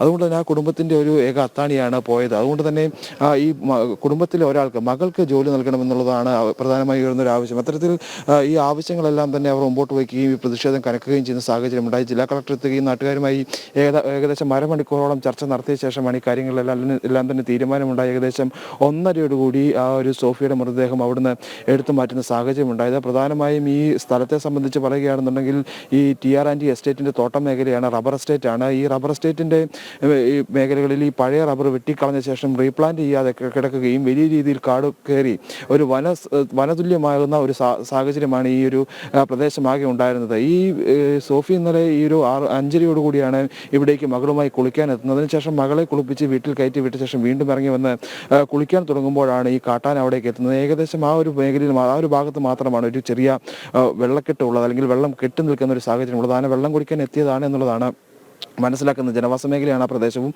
അവിടേക്ക് എത്തുമ്പോൾ ഈ ഓടി രക്ഷപ്പെടാൻ ശ്രമിക്കുന്നതിനിടെ ഈ ആന സോഫിയെ പിടികൂടുകയും പിന്നീട് ഈ അവിടെ സമീപത്തെ പാറക്കൂട്ടത്തിൽ ചവിട്ടുകയുമായിരുന്നു. ദേഹം മുഴുവൻ ചവിട്ട് കൊണ്ട പാടാണ് എന്നുള്ളതാണ് പ്രദേശവാസികൾ ഇന്നലെ പറഞ്ഞിരുന്നത്. എന്തായാലും നിലവിലിപ്പോൾ ഇടുക്കി മെഡിക്കൽ ട്രസ്റ്റ് ആശുപത്രിയിലാണ് ഈ ഒരു മോർച്ചറിയിലാണ് ഈ ഒരു മൃതദേഹം സൂക്ഷിച്ചിട്ടുള്ളത്. ഏകദേശം 8 മണിയോടുകൂടി ഇൻക്വസ്റ്റ് നടപടികൾ ആരംഭിക്കും. അതിനുശേഷം കാഞ്ഞിരപ്പള്ളി താലൂക്ക് ആശുപത്രി താലൂക്ക് ആശുപത്രിയിലേക്ക് ഈ ഒരു മൃതദേഹം എത്തിക്കും. അവിടെയാണ് പോസ്റ്റ്മോർട്ടം നടപടികൾ ഉണ്ടാവുക. ഈ പോസ്റ്റ്മോർട്ടം നടപടികൾക്ക് ശേഷമാണ് മൃതദേഹം സംസ്കരിക്കുന്നതുമായി ബന്ധപ്പെട്ടുള്ള മറ്റ് നടപടികളിലേക്ക് കടക്കുക. ഇനിയിപ്പോൾ പ്രധാനമായും ഈ ബന്ധുക്കളും അതുപോലെ തന്നെ പ്രദേശവാസികളായിട്ടുള്ള ആളുകളെല്ലാം തന്നെ ഈ ഒരു ആശുപത്രിയിലേക്ക് എത്തുന്നതേ ഉള്ളൂ. അതിനുശേഷമാകും ഈ ഒരു മറ്റ് നടപടിക്രമങ്ങൾ അവരോട് എത്തിയ ശേഷമാകും ഇൻക്വസ്റ്റ് ഉൾപ്പെടെയുള്ള മറ്റ് നടപടിക്രമങ്ങളിലേക്ക് കടക്കുക. ഈ മേഖല കേന്ദ്രീകരിച്ച് ഈ ശബരിമല വനവുമായി ബന്ധപ്പെട്ട് കിടക്കുന്ന ഒരു പ്രദേശമാണ്. വലിയ രീതിയിൽ, അതായത് ഈ സോഫിയയുടെ ആട് വളർത്തിയൊക്കെയാണ് അവർ മറ്റ് ഉപജീവന മാർഗ്ഗങ്ങളുണ്ടായിരുന്നത്. പലപ്പോഴും ഈ ആടിനെയൊക്കെ പുലി പിടിക്കുന്ന സാഹചര്യം ഉണ്ടായിട്ട് ഇപ്പോൾ അതുമായി ബന്ധപ്പെട്ട് സോഫിയ സംസാരിക്കുന്നതിൻ്റെ ഒരു ദൃശ്യം നമുക്ക് ലഭിച്ചിട്ടുണ്ട്. നമ്മളിപ്പോൾ അല്പസമയത്തിനകം തന്നെ നമുക്ക് അവിടെ നൽകാൻ കഴിയുമെന്നാണ് പ്രതീക്ഷിക്കുന്നത്. അവരുടെ ആടുകളെ പുലി പിടിക്കുന്നതും ഈ കാട്ടാന അവരുടെ മുമ്പിലേക്ക് എത്തുന്നതും അവിടെ നിന്ന് രക്ഷപ്പെടുന്നതുമായിട്ടുള്ള കാര്യങ്ങളെല്ലാം വിവരിക്കുന്നതിൻ്റെ ഒരു വീഡിയോ ആണ് ലഭിച്ചിട്ടുള്ളത്. ആ ദൃശ്യങ്ങൾ നമുക്കിപ്പോൾ സമയത്തിനകം തന്നെ നൽകാൻ കഴിയും. അത്തരത്തിൽ ഈ വലിയ വന്യജീവി ആക്രമണം ഈ മേഖല കേന്ദ്രീകരിച്ചുണ്ടാകുന്നു. അതായത് ഇന്നലെ ഈ സോഫിയ മരണപ്പെടുന്നതിന് രാവിലെ ഈ മേഖലയിൽ കാട്ടാന ഉണ്ട് എന്നുള്ളത് സോഫിയയുടെ ഭർത്താവ് വനംവകുപ്പ് ഉദ്യോഗസ്ഥരെ വിളിച്ചറിയിച്ചിരുന്നതാണ്. ആ വനംവകുപ്പ് ഉദ്യോഗസ്ഥരുടെ ഭാഗത്തുനിന്ന് കൃത്യമായ ഇടപെടൽ ഉണ്ടാകാതിരുന്നതാണ് ഈ ഒരു പ്രശ്നങ്ങൾക്കെല്ലാം വഴിവെച്ചത് എന്നുള്ളതാണ് അവർ പറയുന്നത്. ഈ മുതമ്പ ഫോറസ്റ്റ് ബീറ്റിൽ പെടുന്ന ഒരു പ്രദേശമാണ്. ആ പ്രദേശത്ത് ഫോറസ്റ്റ് ഉദ്യോഗസ്ഥർക്ക് വാഹനമോ അല്ലെങ്കിൽ ഈ ആനയെ തുരത്തുന്നതിനോ അല്ല വലിയ വന്യമൃഗങ്ങളെ തുരത്തുന്നതിന് വേണ്ട ക്രമീകരണങ്ങളൊന്നും തന്നെ ഇല്ല എന്നുള്ളതാണ് അവർ പറയുന്നത്. നമ്മളോടൊപ്പം ഇപ്പോൾ ഈ ഒരു പ്രദേശവാസികളായിട്ടുള്ള ചില ആളുകളോട് നമുക്ക് സംസാരിക്കാം. ചേട്ടാ, ഈ മേഖല കേന്ദ്രീകരിച്ചുള്ള ഈ ഒരു വന്യമൃഗശല്യം അത് ഏത് തരത്തിലാണ് ഉണ്ടത്? ഇവിടെ എല്ലാ മൃഗങ്ങളും ഇപ്പോൾ ഉണ്ട്. ഒന്നല്ല, കഴിഞ്ഞിടയ്ക്ക് നമ്മുടെ പുലി അല്ലേ, പുലി ഞങ്ങളുടെ കൂടത്തിൽ പണിയുന്ന, ഞങ്ങളുടെ ഒരു മറ്റ് ഡിവിഷനുകളായിട്ട് പണിയുന്ന ഒരു ചേച്ചിയെ പുലി ഓടിച്ചിരിക്കുന്നു. അതുപോലെ തന്നെ 2 പേര് ടാപ്പിങ്ങിന് പോയ 2 പേരെ ഓടിച്ചാൽ അതും ഭയത്തോടു ഓടി രക്ഷപ്പെടുമായിരുന്നു. പുലി തന്നെ. അതുപോലെ പുലി, പന്നി, ആന, കാട്ടുപന്നി ശബരിമലയിൽ നിന്ന് ഒരു ലോഡ് കണക്കിന് സാധനമാണ് ആ ഇപ്പം സംഭവം നടന്നിടത്ത് തന്നെ കൊണ്ട് ഇറക്കിയിട്ടിരിക്കുന്നത്. അതും നമുക്ക് ജോലി ചെയ്യാനോ നമുക്ക് ശല്യമായിട്ട് തന്നെ മാറിയിരിക്കുകയാണ്. പിന്നെ ഞങ്ങൾ ഹോസ്പിറ്റലിലെ ചുറ്റിനുമുണ്ട് കാട്ടുപന്നി. ഈ കഴിഞ്ഞ ദിവസവും കണ്ടതാണ്. ഇതൊരു ഇവിടെ തന്നെ നമ്മൾ പശുക്കളെ വളർത്തുന്ന പോലെ ഇതിനെ അങ്ങ് കഴിച്ചു വിട്ടുക. ജോലി ചെയ്യാൻ അതുപോലെ ബുദ്ധിമുട്ടായിരിക്കുക. ഈ TR&T എസ്റ്റേറ്റിലെ ജീവനക്കാർ തന്നെയാണ്. കാട്ടാനയുടെ ശല്യം ഏത് മേഖല വരെയുണ്ട്? ഭയങ്കര രൂക്ഷമാണ്. ഇവിടെ അടുത്ത് കടമാങ്കുളം എന്ന് പറയുന്ന സ്ഥലം തൊട്ട് അങ്ങോട്ടാണ് കൂടുതലായിട്ട് കാട്ടാനയുടെയും പോത്തിൻ്റെയും, കാട്ടുപോത്ത്, പിന്നെ പന്നികളുടെ ശല്യം പൊതുവെ എല്ലായിടത്തും ഉണ്ട്. ഇതിങ്ങനെ വർഷങ്ങളായി ഉള്ളതാണ്, ഇന്ന് തുടങ്ങിയതല്ല. ഇതിനെതിരെ ഒരു പരാതിയായിട്ട് നമ്മുടെ ഇപ്പോഴിപ്പോൾ മരിച്ചു പോയ ഈ സ്ത്രീയുടെ ഭർത്താവ് നമ്മൾ മന്ത്രി വരുവന്താനത്ത് വന്നപ്പോൾ പോയി പറയുകയും ചെയ്തതാണ്. എന്നിട്ടും അതിനൊന്നും യാതൊരുവിധ ഉടനെ അത് ശരിയാക്കാമെന്ന് പറയുന്ന വാഗ്ദാനങ്ങളല്ലാതെ വേറൊന്നും ഇന്നുവരെ ഉണ്ടായില്ല. ാണ് വലിയ രീതിയിലുള്ള വന്യമൃഗശല്യം ഈ മേഖല കേന്ദ്രീകരിച്ചുണ്ടായിരുന്നു. ഈ മരിച്ച സോഫിയയുടെ ഭർത്താവ് ഇസ്മായിൽ കഴിഞ്ഞ ഏതാനും മാസങ്ങൾക്ക് മുമ്പ് വനംവകുപ്പ് മന്ത്രി പെരുവന്താനത്ത് ഒരു പരിപാടിയിൽ പങ്കെടുക്കാനെത്തിയപ്പോൾ നിവേദനം നൽകിയിരുന്നതാണ്. ഈ മേഖല കേന്ദ്രീകരിച്ച് വലിയ രീതിയിലുള്ള കാട്ടാന ശല്യമുണ്ട്, വന്യമൃഗശല്യമുണ്ട്, ഒരു ശാശ്വതമായ പരിഹാരം ആവശ്യമാണ് എന്നടക്കമുള്ള കാര്യങ്ങളെല്ലാം ചൂണ്ടിക്കാട്ടിക്കൊണ്ട് നിവേദനം നൽകിയിരുന്നതാണ്. പക്ഷേ ആ നിവേദനത്തിന് പോലും വേണ്ട ഒരു പരിഗണന ലഭിച്ചില്ല എന്നുള്ളതാണ്. ഞാൻ മുമ്പ് സൂചിപ്പിച്ചതുപോലെ ഈ മതമ്പ ഫോറസ്റ്റ് ബീറ്റ് സ്റ്റേഷനുമായി ബന്ധപ്പെട്ട് അവിടെ 5ഓളം ഉദ്യോഗസ്ഥരുണ്ട്. ഒരു ബീസ്റ്റ് ഫോറസ്റ്റ് ഓഫീസറുണ്ട്. ഈ ഉദ്യോഗസ്ഥർക്ക് ഒരു അടിയന്തര സാഹചര്യത്തിൽ സഞ്ചരിക്കാനുള്ള വാഹനം പോലും ആ ഒരു ബീസ്റ്റ് ഫോറസ്റ്റ് ഓഫീസിലില്ല. ഏകദേശം ഈ ഒരു സംഭവം നടക്കുന്നതിന് 4 കിലോമീറ്ററോളം മുകളിലേക്ക് ഒരു മലയിലേക്ക് കയറി പോകണം. അവിടെ ഒരു ഏകദേശം 3 വീടുകൾ മാത്രമാണുള്ളത്. ഈ സോഫിയയുടെയും ഇസ്മായിലിൻ്റെയും വീട് കൂടാതെ മറ്റ് 2 വീടുകൾ കൂടിയാണുള്ളത്. ആ 2 വീട്ടിലുള്ള ആളുകളെ കൂടി മാറ്റി പാർപ്പിക്കാനുള്ള ഒരു തീരുമാനം വേണമെന്ന നിലവിൽ ഇപ്പോൾ അവർ പറഞ്ഞിട്ടുണ്ട്. അതായത് ജില്ലാ കളക്ടറെ അറിയിച്ചിട്ടുണ്ട്. പക്ഷേ അതിലൊന്നും അനുകൂലമായ ഒരു നിലപാട് അവർ സ്വീകരിച്ചില്ല എന്നുള്ളതാണ് ഏറ്റവും പ്രധാനപ്പെട്ടതായിട്ടുള്ള ഒരു കാര്യം. എന്തായാലും അല്പസമയത്തിനകം തന്നെ ഈ കൊല്ലപ്പെട്ട സോഫിയയുടെ മൃതദേഹം അത് ഇൻക്വസ്റ്റ് നടപടികൾ പൂർത്തിയാകും. അതിനുശേഷം പോസ്റ്റ്മോർട്ടം നടപടികളിലേക്ക് കടക്കുമെന്നാണ് നിലവിൽ ആശുപത്രി അധികൃതർ അറിയിച്ചിട്ടുള്ളത്. ഓക്കെ, ശരി സുബിൻ. ഏതായാലും സോഫിയയുടെ പോസ്റ്റ്മോർട്ടം ഇന്ന് നടക്കും. മൃതദേഹം ഇപ്പോൾ മുണ്ടക്കയം മെഡിക്കൽ ട്രസ്റ്റ് ആശുപത്രിയിലാണ് ഉള്ളത്. അപ്പം അവിടെ ജനരോഷം വലിയ രീതിയിലുണ്ടായിരുന്നു. കളക്ടർ ഇടപെട്ട് ചില തീരുമാനങ്ങൾ കൊണ്ടുവന്നിട്ടുണ്ട്, ശുപാർശകൾ നൽകിയിട്ടുണ്ട്. അവിടെ നിന്ന് മാറ്റിപ്പാർപ്പിക്കാനുള്ള ശ്രമങ്ങൾ നടക്കുന്നുണ്ട്. അപ്പോൾ സോഫിയയുടെ കുടുംബത്തിന് ധനസഹായവും ഇന്ന് കൈമാറുമെന്ന് കളക്ടർ ഉറപ്പ് നൽകി. വാർത്തയിലേക്കാണ്. കാട്ടാനക്കൂട്ടത്തിന്റെ വിഹാരം മൂലം പൊറുതിമുട്ടി പത്തനംതിട്ട കോന്നി ആവോലിക്കുഴിയിലെ ജനങ്ങൾ. രാത്രിയും പകലും ജനവാസ മേഖലയിൽ ഇറങ്ങുന്ന കാട്ടാനക്കൂട്ടം വ്യാപകമായി കൃഷിവിളകൾ നശിപ്പിക്കുകയാണ്. വന്യമൃഗശല്യത്തിന് പരിഹാരം ആവശ്യപ്പെട്ട് നിരവധി തവണ അധികൃതർക്ക് പരാതി നൽകിയിട്ടും നടപടിയൊന്നുമില്ലെന്നാണ് നാട്ടുകാരുടെ ആക്ഷേപം. ആവോലിക്കുഴി സ്വദേശി ഓമനിയുടെ കൃഷിയിടമാണിത്. കാട്ടാനക്കൂട്ടം ഉഴുതുമറിച്ച കൃഷിയിടം. നഷ്ടമായത് 200ഓളം ഏത്ത വാഴകൾ, കാച്ചിലും കപ്പയും നശിപ്പിച്ചു. കാട്ടാനയുടെ സാന്നിധ്യം തിരിച്ചറിഞ്ഞ് കൃഷിയിടത്തിലെത്തിയപ്പോൾ കണ്ട കാഴ്ച ഇങ്ങനെയാണ്.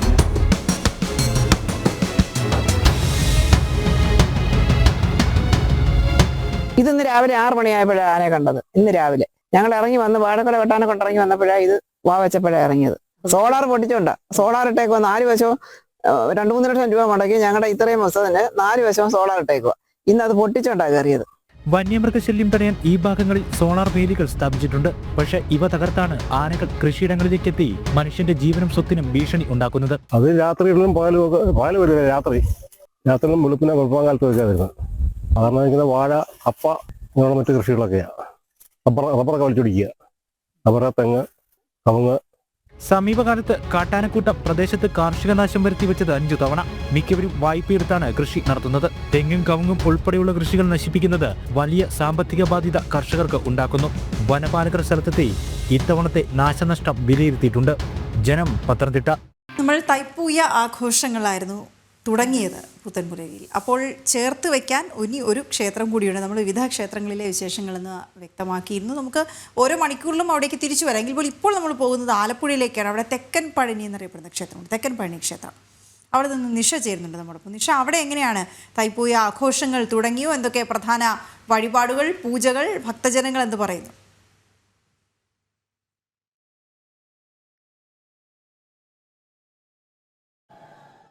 നിഷ, കേൾക്കാൻ കഴിയുന്നുണ്ടോ? വലിയ ഭക്തജന തിരക്കാണ് ഇപ്പോൾ അവിടെ നമുക്ക് കാണാൻ കഴിയുന്നത്. അപ്പോൾ അവിടുത്തെ ഈ പൂജകളും മറ്റു വഴിപാടുകളും, കാവടി, ഘോഷയാത്ര, അതൊക്കെ എപ്പോഴാണ്?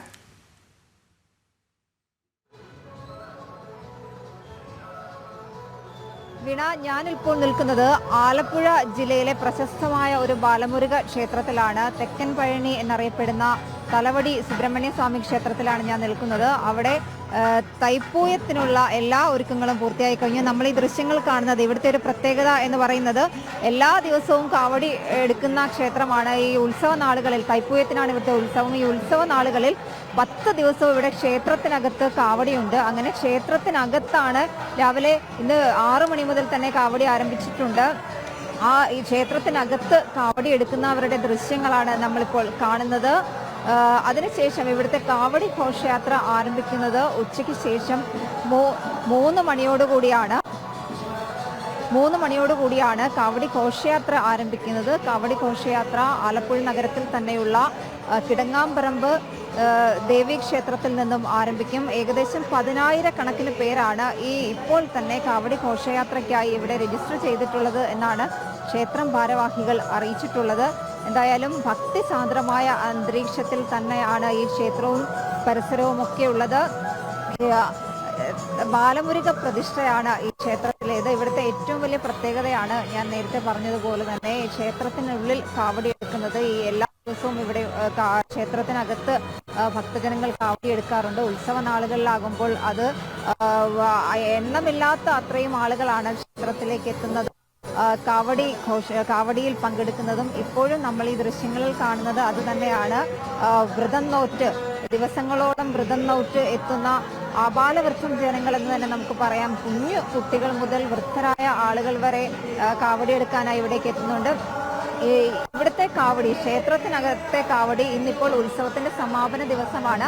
ക്ഷേത്രത്തിനുള്ളിലെ കാവടി ഏതാണ്ട് 12 മണി വരെയാണ്. അതിനുശേഷം ഇവിടുന്ന് കാവടികൾ എല്ലാമായി കിടങ്ങാമ്പറമ്പ് ക്ഷേത്രത്തിലേക്ക് പോകും. അവിടെ നിന്നും 3:30-4 മണിയോട് കൂടിയായിരിക്കും കാവടി ഘോഷയാത്ര ഈ ബാലസുബ്രഹ്മണ്യ ക്ഷേത്രമായ തെക്കൻ പഴനിയിലേക്ക് പുറപ്പെടുക. ഈ കിടങ്ങാമ്പറമ്പ് ക്ഷേത്രത്തിൽ നിന്നും ഏകദേശം 2 കിലോമീറ്ററോളം ദൂരം സഞ്ചരിച്ച് വേണം ഈ ബാലമുരുക ക്ഷേത്രമായ തെക്കൻ പഴനിയിലേക്ക് എത്താൻ. ആ 2 കിലോമീറ്റർ ദൂരത്തിൽ ഏകദേശം 10,000-കണക്കിന് കാവടികളാണ് ഘോഷയാത്രയിൽ അണിനിരക്കുക.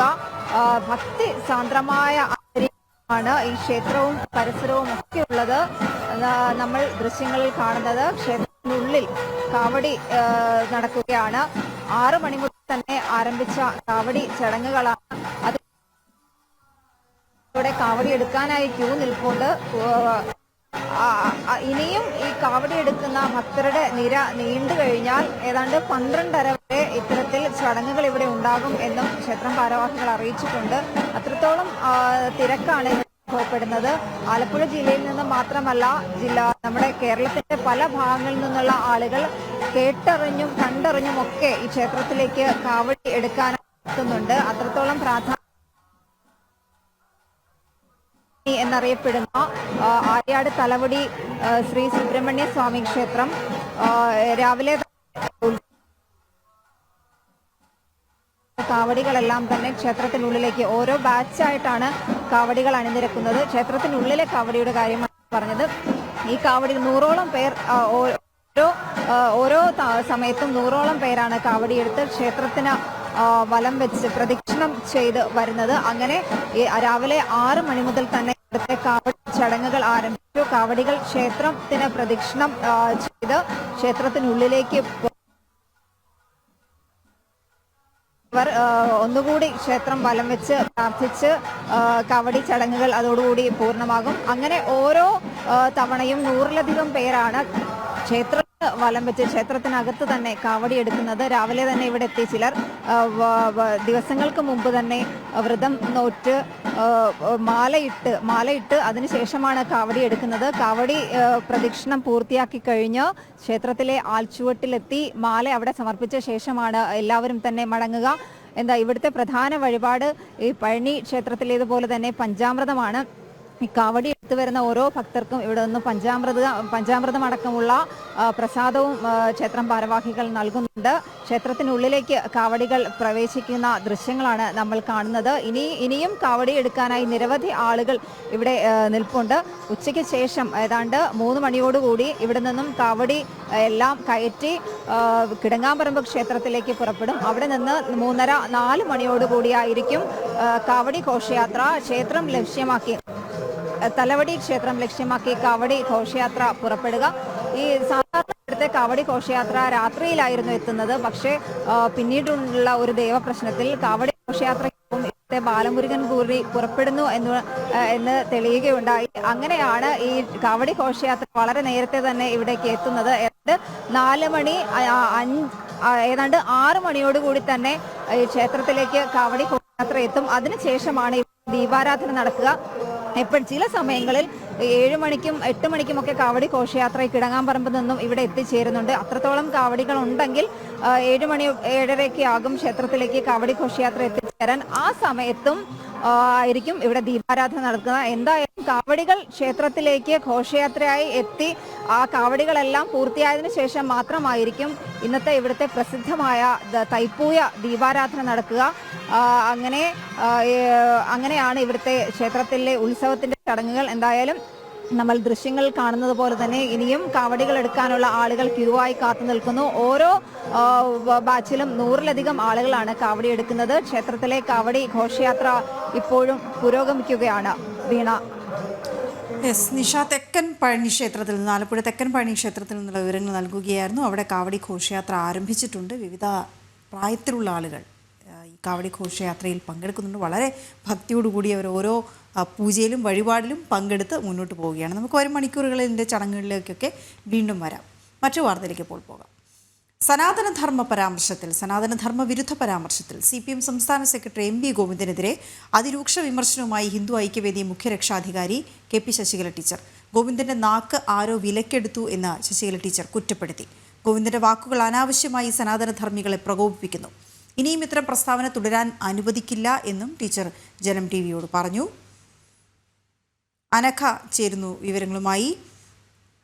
അനഘ, 2 കാര്യങ്ങൾ വളരെ പ്രധാനപ്പെട്ടത്. ഒന്ന്, ഗോവിന്ദന്റെ നാക്കാരോ വിലക്കെടുത്തു എന്ന് ശശികല ടീച്ചർ പറയുന്നു. അപ്പോൾ ഇതിന് പിന്നിൽ ഇതൊരു ഒറ്റപ്പെട്ടൊരു പരാമർശമായി കാണുന്നില്ല എന്ന് തന്നെയാണ് അവർ പറയുന്ന വളരെ പ്രധാനപ്പെട്ട ഒരു കാര്യം. മറ്റൊന്ന്, ഇതിങ്ങനെ അനുവദിക്കില്ല, ഇതിങ്ങനെ തുടർന്നു പോകാൻ അനുവദിക്കില്ല എന്ന കാര്യം കൂടിയാണ് വ്യക്തമാക്കുക. അപ്പോൾ എന്താണ് ഇതിന്മേൽ എടുക്കാൻ ഉദ്ദേശിക്കുന്ന നടപടികളെന്ന് കൂടി അവർ പറയുന്നു.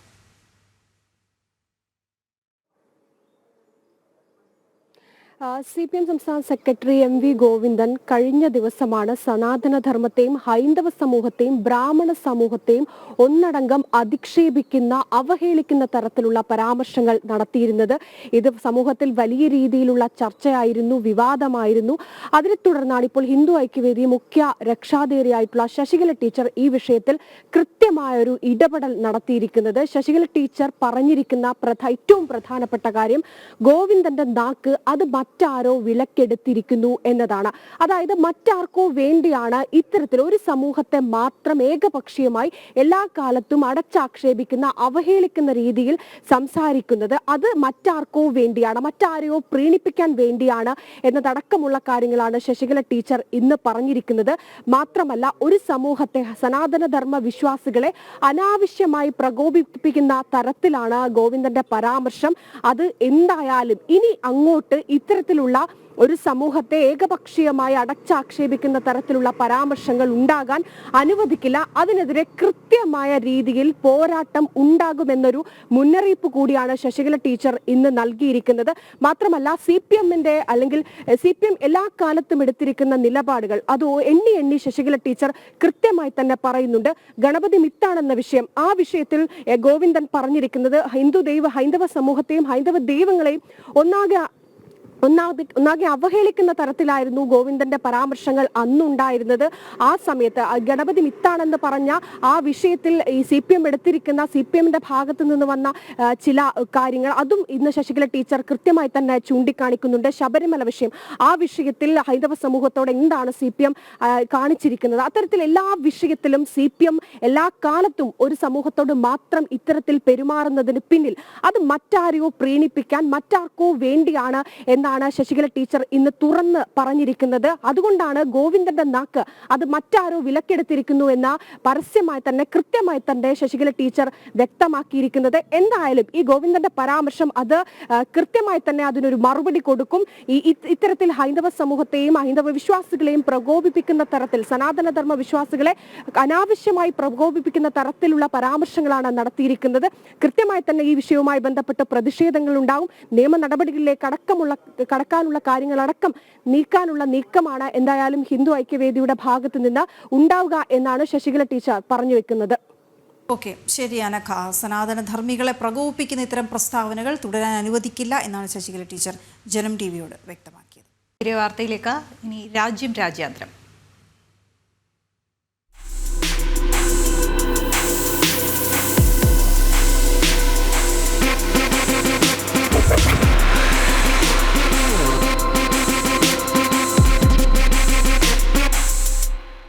പ്രധാനമന്ത്രി Narendra Modi, French president Emmanuel Macron, American vice president JC Walz എന്നിവരുമായി കൂടിക്കാഴ്ച നടത്തി.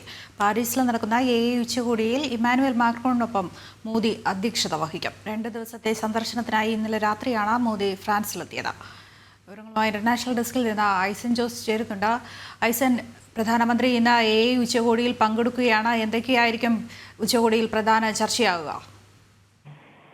തീർച്ചയായും അന്താരാഷ്ട്ര AI ഉച്ചകോടിയിൽ പ്രധാനമന്ത്രി പങ്കെടുക്കുന്നു എന്നതിലുപരി രാജ്യത്തിന്റെ പ്രധാനമന്ത്രി അല്ലെങ്കിൽ ഭാരതത്തിന്റെ പ്രധാനമന്ത്രി പങ്കെടുക്കുന്നു എന്നതാണ് ഏറെ ഗൗരവത്തോടെ ലോകം മുഴുവൻ നോക്കിക്കാണുന്നത്.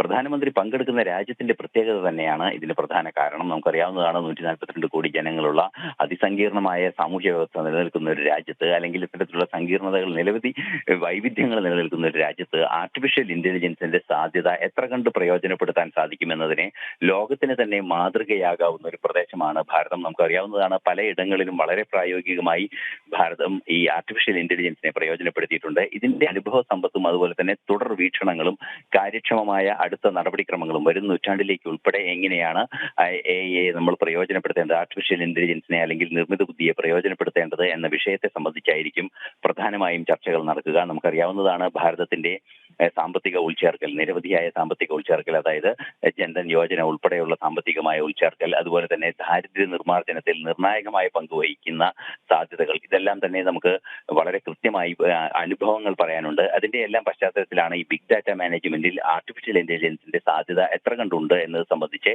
ഭാരതത്തിന്റെ അനുഭവം ഉൾപ്പെടെ കണക്കെടുത്ത് അല്ലെങ്കിൽ അത് മനസ്സിലാക്കിക്കൊണ്ടുള്ള ഒരു ലോക വീക്ഷണം തയ്യാറാക്കുന്നതിനുള്ള ഒരു ആലോചനയാണ് ഈ ലോകത്തെ ആർട്ടിഫിഷ്യൽ ഇന്റലിജൻസ് രംഗം കൃത്യമായി മുന്നോട്ട് വയ്ക്കുന്നത്. അതിൽ ഏറ്റവും പ്രധാനപ്പെട്ട അല്ലെങ്കിൽ ഏറ്റവും നിർണായകമായ ഒരു ഇടപെടലാണ് ഭാരതം നടത്തുകയും ചെയ്യുന്നത്. അതിന്റെ ഭാഗമായാണ് ഈ ആർട്ടിഫിഷ്യൽ ഇന്റലിജൻസ് കോൺഫറൻസിനെ കോ-ചെയർ ചെയ്യുന്നതിന് വേണ്ടി അല്ലെങ്കിൽ സഹ അധ്യക്ഷ സ്ഥാനം വഹിക്കുന്നതിന് വേണ്ടി പ്രധാനമന്ത്രി ഇപ്പോൾ പാരീസിൽ എത്തിയിരിക്കുന്നത്. നമുക്കറിയാവുന്നതാണ് പാരീസിൽ ഈ ആർട്ടിഫിഷ്യൽ ഇന്റലിജൻസ് അല്ലെങ്കിൽ നിർമ്മിത ബുദ്ധിയുമായി ബന്ധപ്പെട്ട കോൺഫറൻസിനപ്പുറം നിരവധിയായ കാര്യങ്ങളിലും അദ്ദേഹം ഇടപെടുന്നുണ്ട്.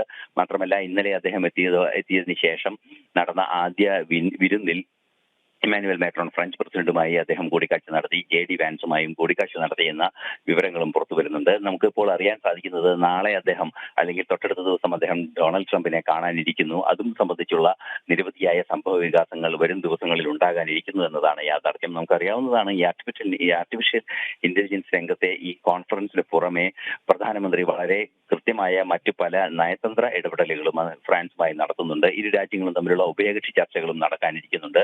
അതിൽ ഏറ്റവും പ്രധാനപ്പെട്ടതാണ് ഇന്റർനാഷണൽ തെർമോ ന്യൂക്ലിയർ എക്സ്പെരിമെന്റൽ റിയാക്ടറിന്റെ സന്ദർശനം. നമുക്കറിയാവുന്നതാണ് ഇന്നത്തെ സാങ്കേതിക വിദ്യ ഉപയോഗിച്ച്, ആധുനിക സാങ്കേതിക വിദ്യ ഉപയോഗിച്ച് ഏത് രീതിയിലാണ് ന്യൂക്ലിയർ ഫ്യൂഷൻ സംബന്ധിച്ച, ആണവ സംയോജനം സംബന്ധിച്ച സാധ്യതകൾ എങ്ങനെ മുതലെടുക്കണം. നമുക്കറിയാവുന്നതാണ് സൂര്യനിലെല്ലാം നടക്കുന്ന ആണവ സംയോജനമാണ് ആ വലിയ ഊർജ്ജത്തിന്റെ പ്രഭവ കേന്ദ്രമായി മാറുന്നത്.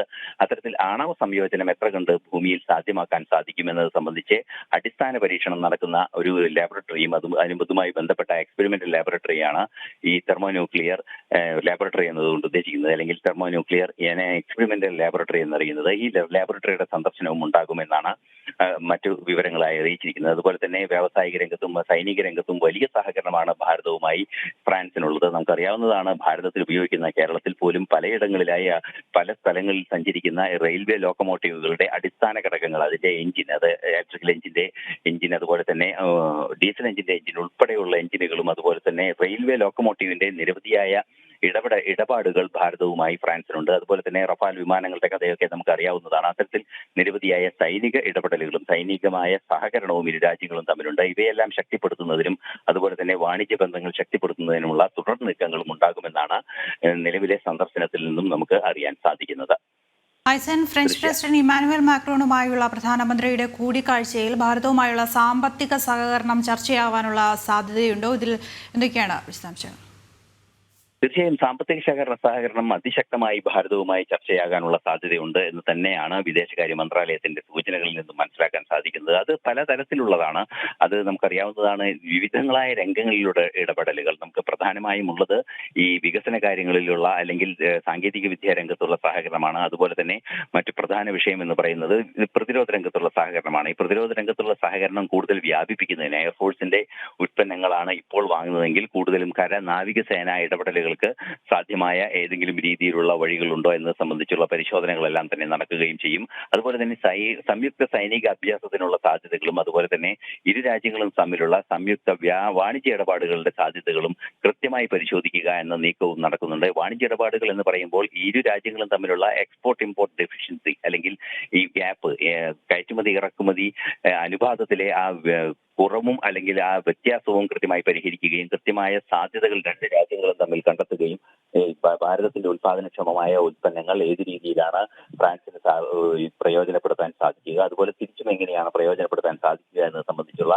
വിശാലമായ നിരവധി ചർച്ചകളും കരാറുകളും ഉണ്ടാകുമെന്ന് തന്നെയാണ് അറിയാൻ സാധിക്കുന്നത്. ഇന്ന് വൈകുന്നേരത്തോടെ സംബന്ധിച്ച കൂടുതൽ വിശദാംശങ്ങൾ പുറത്തുവരികയും ചെയ്യും. എന്ത് തന്നെയായാലും നിലവിലെ സാഹചര്യത്തിൽ ഇന്ത്യയുടെ ഏറ്റവും മികച്ച പങ്കാളിയാണ് ഫ്രാൻസ്. അതുകൊണ്ട് തന്നെ പ്രതിരോധ രംഗത്തും അതുപോലെ തന്നെ പ്രതിരോധേതര വികസന രംഗങ്ങളിലും ശക്തമായ സാന്നിധ്യം ഇരു രാജ്യങ്ങളും തമ്മിലുള്ള ചർച്ചകളിൽ ഉണ്ടാകുമെന്നത് തർക്കമില്ലാത്തൊരു കാര്യമാണ്. അക്കാര്യത്തിലുള്ള നീക്കങ്ങൾ വളരെ കാര്യക്ഷമമായി മുന്നോട്ട് പോകുന്നതെന്ന് തന്നെയാണ് അറിയാനും സാധിക്കുന്നത്. അതുപോലെ ഐസൻ എടുത്തു പറയേണ്ട മറ്റൊരു കാര്യം കൂടിയാണ്, ട്രംപ് പ്രസിഡന്റായ ശേഷം ആദ്യമായാണ് പ്രധാനമന്ത്രിയുമായി കൂടിക്കാഴ്ച നടത്തുന്നത്. ഈ കൂടിക്കാഴ്ചയിൽ ഭാരതത്തിൽ നിന്നുള്ള അനധികൃത കുടിയേറ്റക്കാർ, അമേരിക്കയിലെ അനധികൃത കുടിയേറ്റക്കാരെ കുടിയൊഴിപ്പിക്കുന്നത് സംബന്ധിച്ചുള്ള വിഷയങ്ങൾ ചർച്ചയാകാനുള്ള സാധ്യതയുണ്ടോ?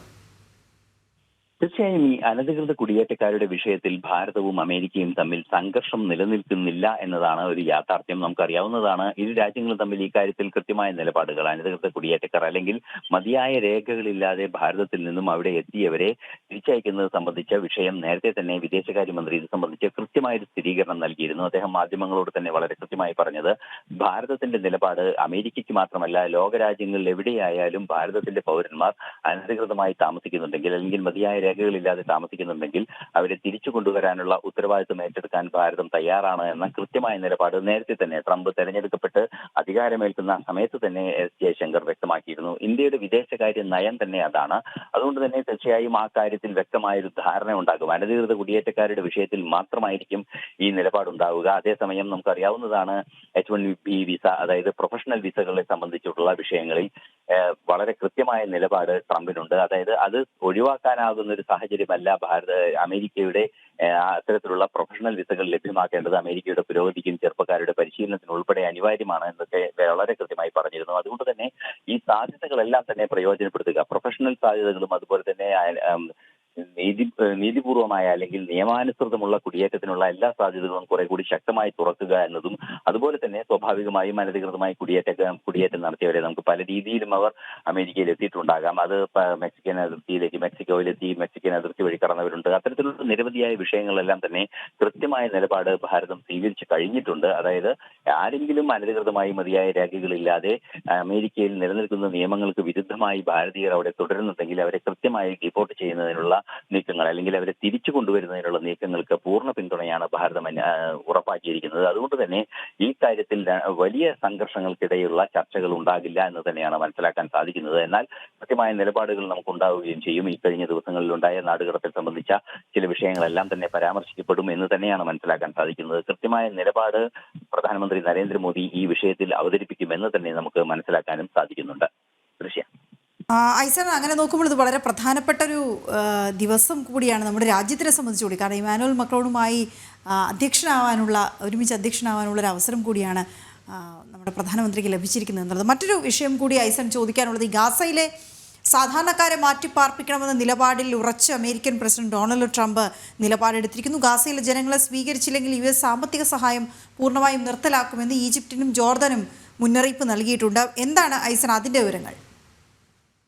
വീണ, തീർച്ചയായും ഏറെ സങ്കീർണമായ ഒരു വിഷയമാണ് ഇപ്പോൾ മുന്നോട്ട് ഉയർന്നു വന്നിരിക്കുന്നത് എന്നതൊരു യാഥാർത്ഥ്യം തന്നെയാണ്. നമുക്കറിയാവുന്നതാണ് ബെഞ്ചമിൻ നെതന്യാഹുവും അതുപോലെ തന്നെ ഡൊണാൾഡ് ട്രംപുമായി നടന്ന കൂടിക്കാഴ്ചയിൽ ഈ വിഷയങ്ങളെല്ലാം തന്നെ പരാമർശിക്കപ്പെട്ടു. സുദീർഘമായ ഒരു സന്ദർശനമായിരുന്നു ബെഞ്ചമിൻ നെതന്യാഹു അമേരിക്കയിൽ നടത്തിയത്. 6 ദിവസത്തോളം അദ്ദേഹം അവിടെ ഉണ്ടായിരുന്നു എന്നതാണ് ഏറെ ഗൗരവമർഹിക്കുന്ന ഒരു വിഷയം.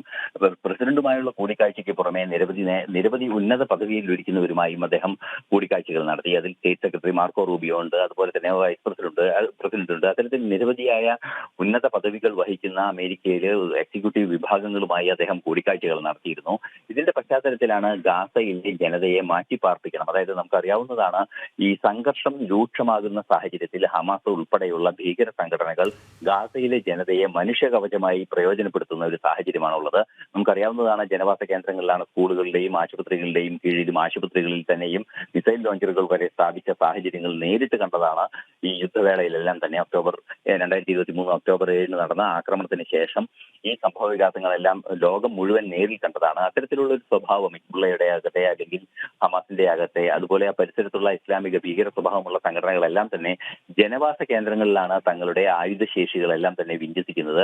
അതുകൊണ്ട് തന്നെ മനുഷ്യ കവചമായി അവിടെയുള്ള മനുഷ്യരെ ഉപയോഗിക്കുന്ന ഒരു സാഹചര്യം ഒഴിവാക്കുന്നതിനാണ് ഡൊണാൾഡ് ട്രംപ് വളരെ കൃത്യമായ ഒരു നിലപാട് മുന്നോട്ട് വെക്കുകയും ചെയ്തത്. കുറെ പേരെ, അതായത് ഈ ഗാസയിൽ കഴിയുന്ന കുറച്ചു പേരെ ഈജിപ്തിലേക്കും അതുപോലെ തന്നെ ജോർദാനിലേക്കും മാറ്റണം എന്നൊരു നിലപാടാണ് അദ്ദേഹം പറഞ്ഞത്. അത് ഈ മനുഷ്യ കവചമായി ഇവരെ ഉപയോഗിക്കുന്ന ഒരു സാഹചര്യം ഒഴിവാക്കുക. സ്വാഭാവികമായും ഈ മനുഷ്യ കവചം ഇല്ലാതാകുന്നതോടെ ഹമസ് ഉൾപ്പെടെയുള്ള ഭീകര സ്വഭാവമുള്ള സംഘടനകളെ പൂർണ്ണമായും നിയന്ത്രിക്കാൻ സാധിക്കുമെന്ന ബോധ്യവും തന്നെയാണ്. അത്തരത്തിൽ ഭീകര സംഘടനകളെ നിയന്ത്രിക്കുന്നതിന്റെ നടപടിക്രമങ്ങൾ കൃത്യമായി പാലിക്കുന്നതിന്റെ ഭാഗമായി ഈജിപ്റ്റ് ഇവരെ സ്വീകരിച്ചില്ലെങ്കിൽ അല്ലെങ്കിൽ ജോർദാനും ഇവരെ സ്വീകരിച്ചില്ലെങ്കിൽ അവർക്ക് ഉപരോധം ഏർപ്പെടുത്തുമെന്ന നിലപാടാണ് ട്രംപ് ഇപ്പോൾ അറിയിച്ചിരിക്കുന്നത്. ഏറ്റവും പ്രധാനപ്പെട്ട വിഷയം എടുത്തു പറയേണ്ടത് ലോകരാഷ്ട്രങ്ങൾക്കുള്ള അല്ലെങ്കിൽ ലോകത്തുള്ള നിരവധിയായ രാഷ്ട്രങ്ങൾക്ക് USAID, അത് അമേരിക്ക പല സഹായധനവും നൽകുന്നുണ്ട്. പല ന്യൂട്രീഷൻ ഏർപ്പാടുകളിലും അല്ലെങ്കിൽ പോഷകാഹാരം ലഭ്യമാക്കുക, അത്തരത്തിലുള്ള കാര്യങ്ങളിലെല്ലാം തന്നെ വലിയ പിന്തുണ നൽകുന്ന നിരവധി രാജ്യങ്ങളുണ്ട്. അതെല്ലാം തന്നെ 90 ദിവസത്തേക്ക് ട്രംപ് നിർത്തിവെച്ചിരിക്കുകയാണ്. ചില സാങ്കേതിക വിഷയങ്ങളൊക്കെ അതിന്റെ മുകളിൽ ഉണ്ടാകുന്നുണ്ട് എങ്കിൽ കൂടി അത് നിർത്തിവെച്ചിരിക്കുന്ന ഒരു സാഹചര്യമാണുള്ളത്. എന്നാലും ആ നിർത്തിവെച്ച പട്ടികയിൽ നിന്നും ഒഴിവാക്കിയ ഒരു രാജ്യമാണ് ഈജിപ്റ്റ്, മറ്റൊരു രാജ്യം ഇസ്രായേലുമാണ് എന്നതാണ് ഏറെ ഗൗരവമർഹിക്കുന്ന ഒരു വിഷയം. അതുകൊണ്ട് തന്നെ ഈജിപ്തിനുള്ള ധനസഹായം പോലും നിർത്തലാക്കിയേക്കാനുള്ള സാധ്യതയാണ് ട്രംപ് ഇപ്പോൾ മുൻകൂട്ടി അറിയിച്ചിരിക്കുന്നത്. അത് ഗൗരവത്തോടെ ചർച്ച ചെയ്യേണ്ട ഒരു വിഷയം തന്നെയാണ് എന്നാണ് മനസ്സിലാക്കാൻ സാധിക്കുന്നത്. അങ്ങനെയെങ്കിൽ ഈ അതിർത്തി തുറന്ന്, റഫ അതിർത്തി ഉൾപ്പെടെ തുറന്ന് ഇവരെ പ്രവേശിപ്പിക്കാനുള്ള സാധ്യതകൾ ഉണ്ടാകണം എന്നൊരു നിലപാട് സ്വാഭാവികമായും പല കോണുകളിൽ നിന്നും ഉയർന്നു വരികയും ചെയ്യുന്നുണ്ട്. നിലവിലെ സാഹചര്യത്തിൽ അവരെ ഒഴിവാക്കുന്നതിനെതിരെയും ലോകരാഷ്ട്ര നേതാക്കൾ പ്രതികരിക്കുന്നുണ്ട്. എർഡോഗൻ ഉൾപ്പെടെ തുർക്കി പ്രസിഡന്റ് ഉൾപ്പെടെയുള്ള ചിലർ ഇത് സംബന്ധിച്ച ചില നിലപാടുകളുമായി രംഗത്ത് വരികയും ചെയ്തിരുന്നുവെങ്കിൽ കൂടി നിലവിലെ സാഹചര്യത്തിൽ അത്തരത്തിലൊരു നീക്കം നടത്തുന്നത് ഗാസയുടെ സ്വസ്ഥമായ അല്ലെങ്കിൽ ഒരു സമാധാനപരമായ ശാന്തപൂർണമായ ഒരു ജീവിത സാഹചര്യം ഗാസയിൽ ഒരുക്കുക എന്നതിന്റെ നടപടിയുടെ ഭാഗമാണ്. അതുകൊണ്ട് തന്നെ വളരെ കൃത്യമായി ട്രംപ് ഇക്കാര്യത്തിൽ ഒരു നിലപാട് സ്വീകരിച്ചിരിക്കുകയാണ്. ഇതിനെ എതിർക്കുന്ന അല്ലെങ്കിൽ ഗാസയിലെ ജനങ്ങളെ മാറ്റിപ്പാർപ്പിക്കുന്നതിനുള്ള നീക്കങ്ങളെ എതിർക്കാനുള്ള നിലപാടാണ് ഈജിപ്തും അതുപോലെ തന്നെ ജോർദാനും സ്വീകരിക്കുന്നതെങ്കിൽ കൂടുതൽ സാമ്പത്തിക ഉപരോധങ്ങൾ ഏർപ്പെടുത്തുക എന്നതാണ് തന്റെ നീക്കം എന്ന് വളരെ കൃത്യമായി അദ്ദേഹം ഇന്നലെ മാധ്യമപ്രവർത്തകരോട് പറയുകയും ചെയ്തത്.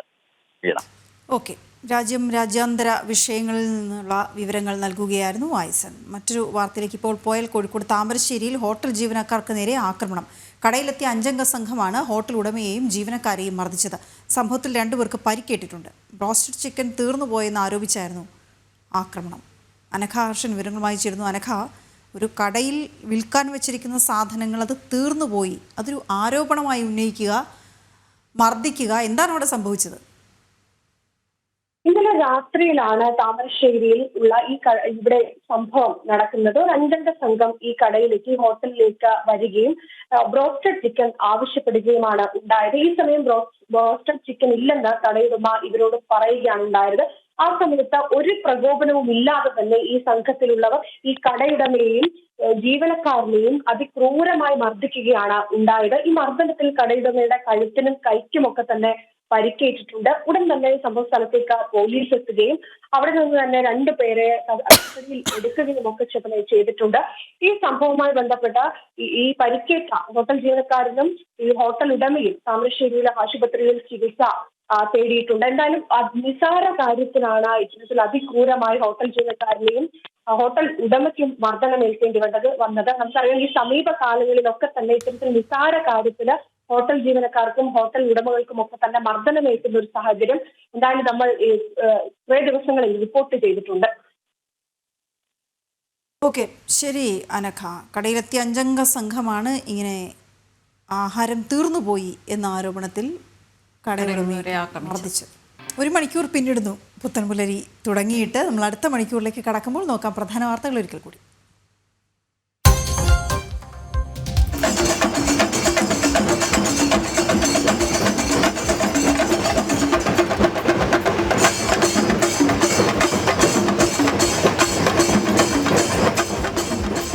തൈപ്പൂയം, സുബ്രഹ്മണ്യ ക്ഷേത്രങ്ങളിൽ പ്രത്യേക പൂജകൾ, വ്രതമിരുന്നും കാവടിയെടുത്തും ഭക്തർ.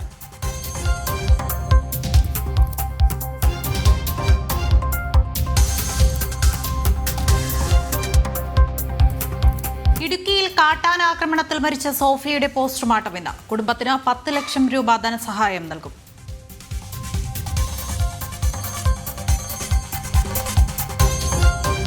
പ്രധാനമന്ത്രി നരേന്ദ്രമോദി ഫ്രാൻസിൽ ഇന്ന് AI ഉച്ചകോടിയിൽ പങ്കെടുക്കും. ലോക നേതാക്കളും ആഗോള ടെക് സിഇഒമാരും പങ്കെടുക്കുന്ന ഉച്ചകോടിയിൽ ഫ്രഞ്ച് പ്രസിഡന്റിനൊപ്പം സഹ അധ്യക്ഷനാകും.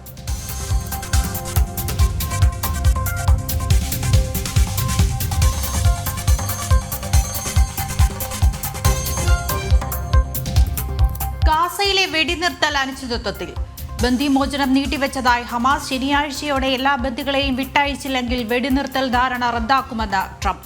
സൈനിക നടപടിയെന്ന സൂചനയുമായി ഇസ്രായേൽ.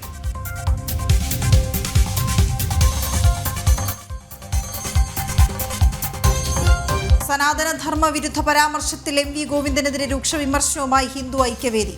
ഗോവിന്ദന്റെ നാക്ക് ആരോ വിലക്കെടുത്തു എന്ന് KP ശശികല ടീച്ചർ. ഇത്തരം പ്രസ്താവനകൾ തുടരാൻ അനുവദിക്കില്ലെന്ന് ടീച്ചർ ജനം ടിവിയോട്.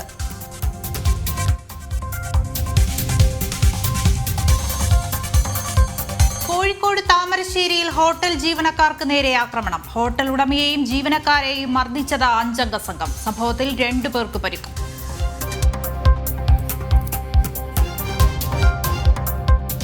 പാതിവില തട്ടിപ്പ് കേസിൽ ജാമ്യം തേടി പ്രതി അനന്തു കൃഷ്ണൻ. ജാമ്യാപേക്ഷ മൂവാറ്റുപുഴ കോടതി ഇന്ന് പരിഗണിക്കും.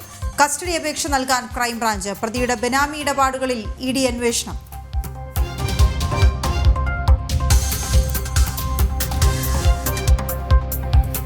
മുനമ്പം വഖഫ് കേസിൽ കക്ഷി ചേരണമെന്ന ഭൂസംരക്ഷണ സമിതിയുടെ ഹർജി ഇന്ന് പരിഗണിക്കും. ഹർജി പരിഗണിക്കുക കോഴിക്കോട് വഖഫ് ട്രിബ്യൂണൽ. വഖഫ് സംരക്ഷണ വേദിയുടെ ഹർജി തള്ളി.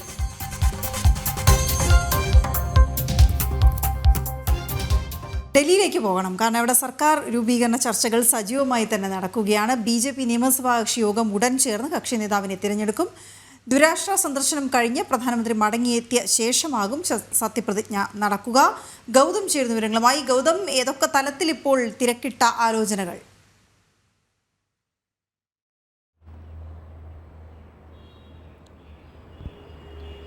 വീണ, പ്രധാനമന്ത്രി ദ്വിരാഷ്ട്ര സന്ദർശനത്തിനായി ഇന്നലെ ഫ്രാൻസിലേക്ക് പോയി. അദ്ദേഹം ഫ്രാൻസിലെ ഉച്ചകോടിക്ക് ശേഷം പിന്നീട് US പോകുന്നുണ്ട്. അവിടുത്തെ പരിപാടികൾ കഴിഞ്ഞ് പിന്നീട് തിരിച്ച് ഡൽഹിയിലെത്തിയതിന് ശേഷമാകും രാജ്യതലസ്ഥാനത്ത് BJP സർക്കാരിൻ്റെ സത്യപ്രതിജ്ഞാ ചടങ്ങ്. കാരണം വളരെ വിപുലമായ രീതിയിലുള്ള പരിപാടി സംഘടിപ്പിക്കാനാണ് BJP ആലോചിക്കുന്നത്. 27 വർഷങ്ങൾക്ക് ശേഷം കാത്തിരുന്ന് വലിയ പ്രയത്നങ്ങൾക്കൊടുവിൽ ലഭിച്ചിട്ടുള്ള ഭരണമാണ്. അതിനാൽ സ്വാഭാവികമായും അതിൻ്റെ ഈ സ്ഥാനാരോഹണം അത് ദേശീയ തലത്തിൽ തന്നെ വലിയൊരു ആഘോഷമാക്കി മാറ്റുക എന്നതാണ് BJP സംസ്ഥാന ഘടകത്തിൻ്റെയും ദേശീയ നേതൃത്വത്തിൻ്റെയും തീരുമാനം. ഈ പശ്ചാത്തലത്തിൽ പ്രധാനമന്ത്രി കൂടി എത്തിയ ശേഷമാകും സത്യപ്രതിജ്ഞ എന്നാണ് ഇപ്പോൾ ലഭ്യമാകുന്ന സൂചന. അതിനു മുൻപ് തന്നെ ഒരുപക്ഷെ BJP MLA-മാരുടെ യോഗം ചേർന്ന് കക്ഷി നേതാവിനെ തെരഞ്ഞെടുക്കും. അതിനായി കേന്ദ്ര നിരീക്ഷകരെ ഇനിയും പ്രഖ്യാപിക്കേണ്ടതുണ്ട്. BJP-യുടെ 2 കേന്ദ്ര നിരീക്ഷകർ ഈ നിയമസഭാ കക്ഷി യോഗത്തിനായി ഉണ്ടാകും. അവരുടെ നേതൃത്വത്തിലാകും MLA-മാർ യോഗം ചേർന്നുകൊണ്ട് ഒരു കക്ഷി നേതാവിനെ തെരഞ്ഞെടുക്കുക. അദ്ദേഹം പിന്നീട് മുഖ്യമന്ത്രിയായി ചുമതലയേൽക്കുന്ന ശൈലിയാണ് BJP-ക്കുള്ളത്. എന്തായാലും മുഖ്യമന്ത്രി ആരാകണമെന്ന് സംബന്ധിച്ചുള്ള ചർച്ചകൾ BJP ദേശീയ നേതൃത്വവും സംസ്ഥാന ഘടകവും തമ്മിൽ നടക്കുന്നുണ്ട്.